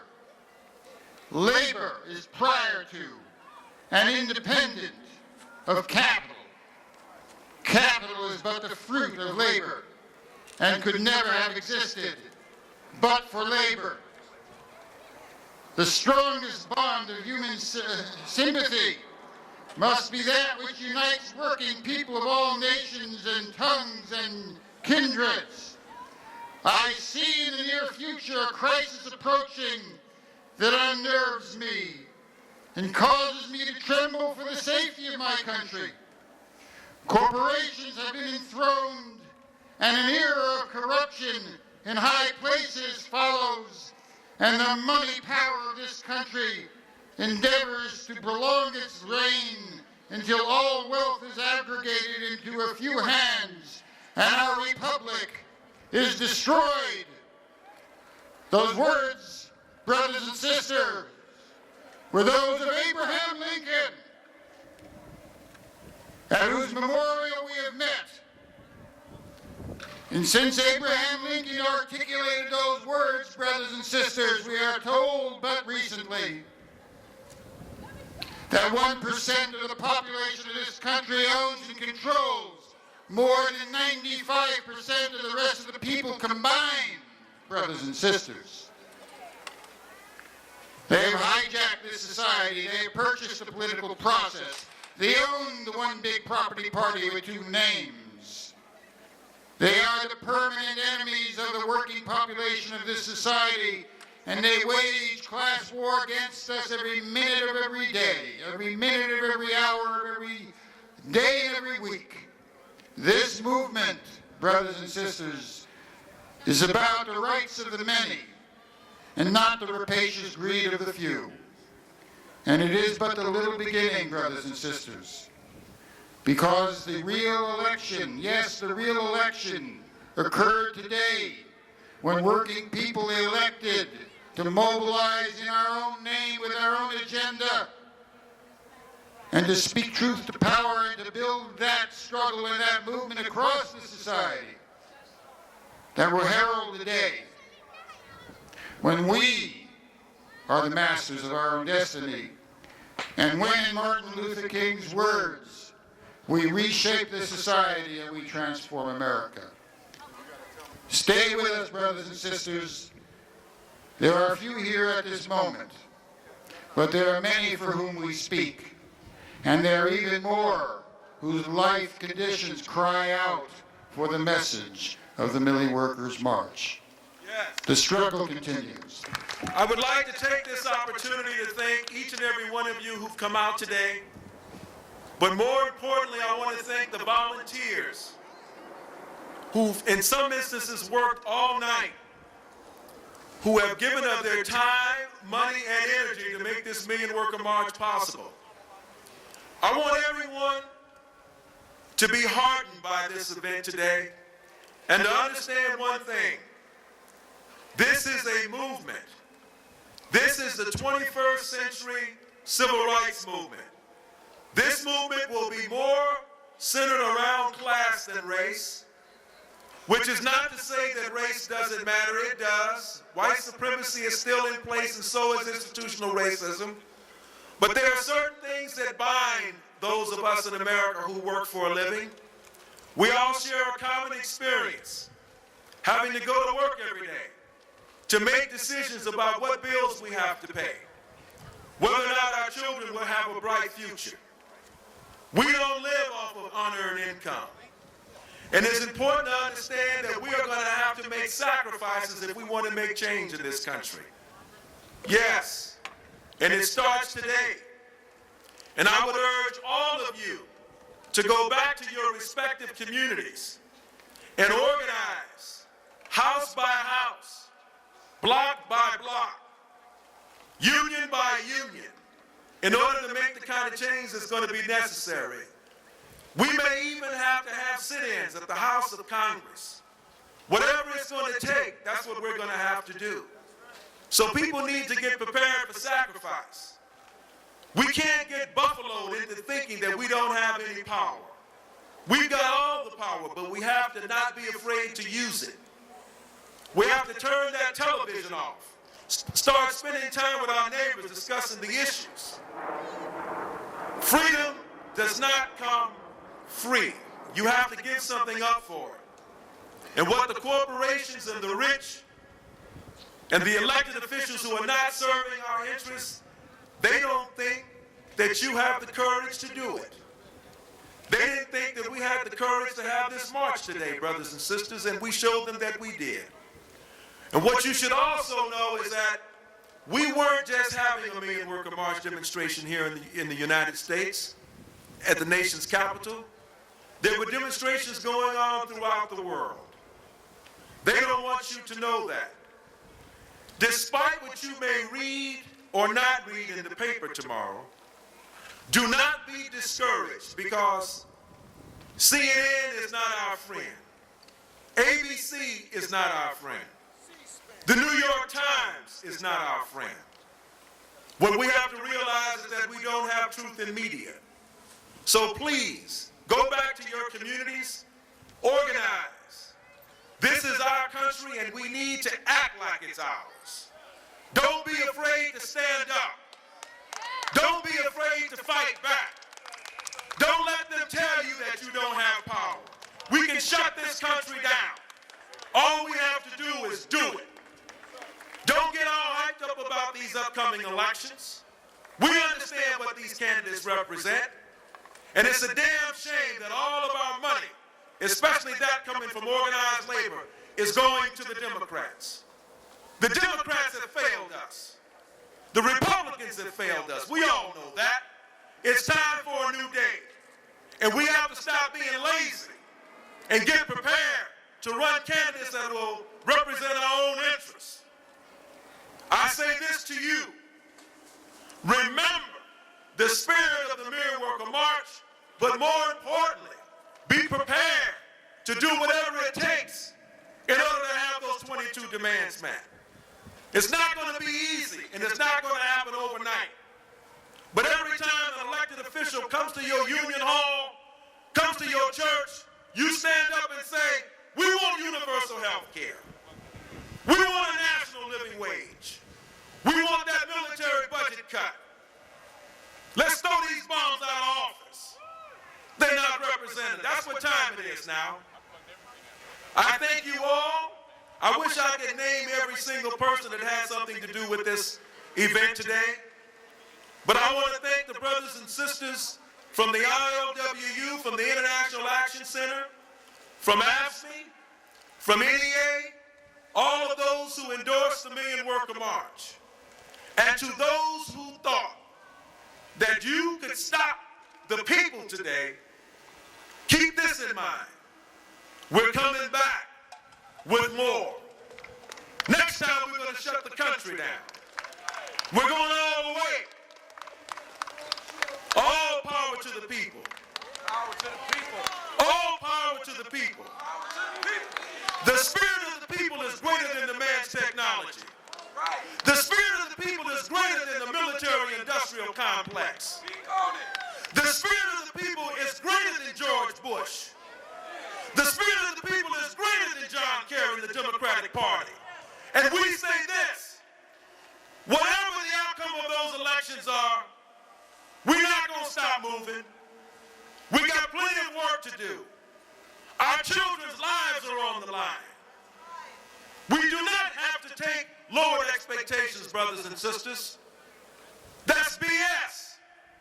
We're growing up in a time when we can say that our children don't have a bright as future as we had. There's something wrong with that picture. Let's change that. We yield my time, the rest of the time, to Jack Chernos, who's been one of the banjo players that I've been inspired by since I came to the movement. I've seen Jack play, and his playing is very heartwarming. And I would like to let you know this is going to be possible, our final act, and after that, Ralph's going to have a few closing remarks, and then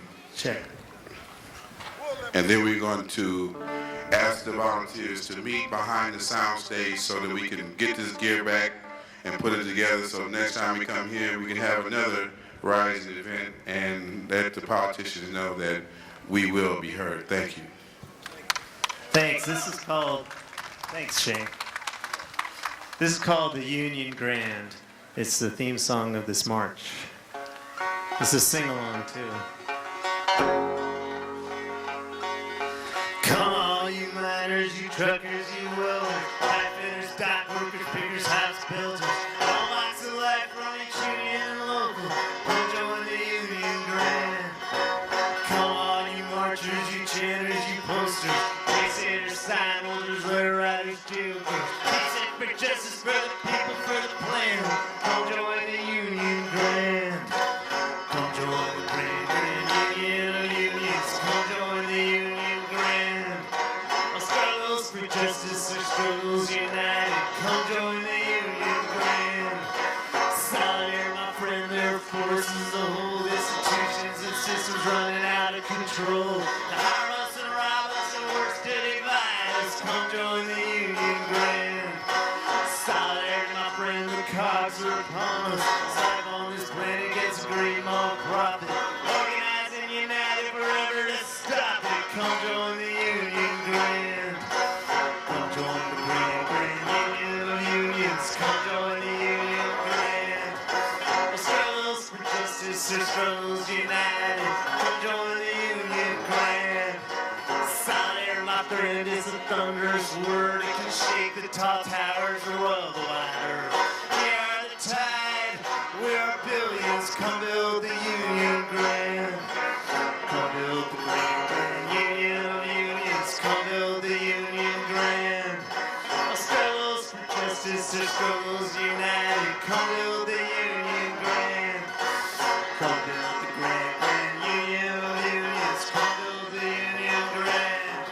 Our struggles for justice are struggles united. Come build the Union Grand. Struggles for justice are struggles united. Come build the Union Grand. Our struggles for justice are struggles united. Come build the Union Grand. Thank you very much.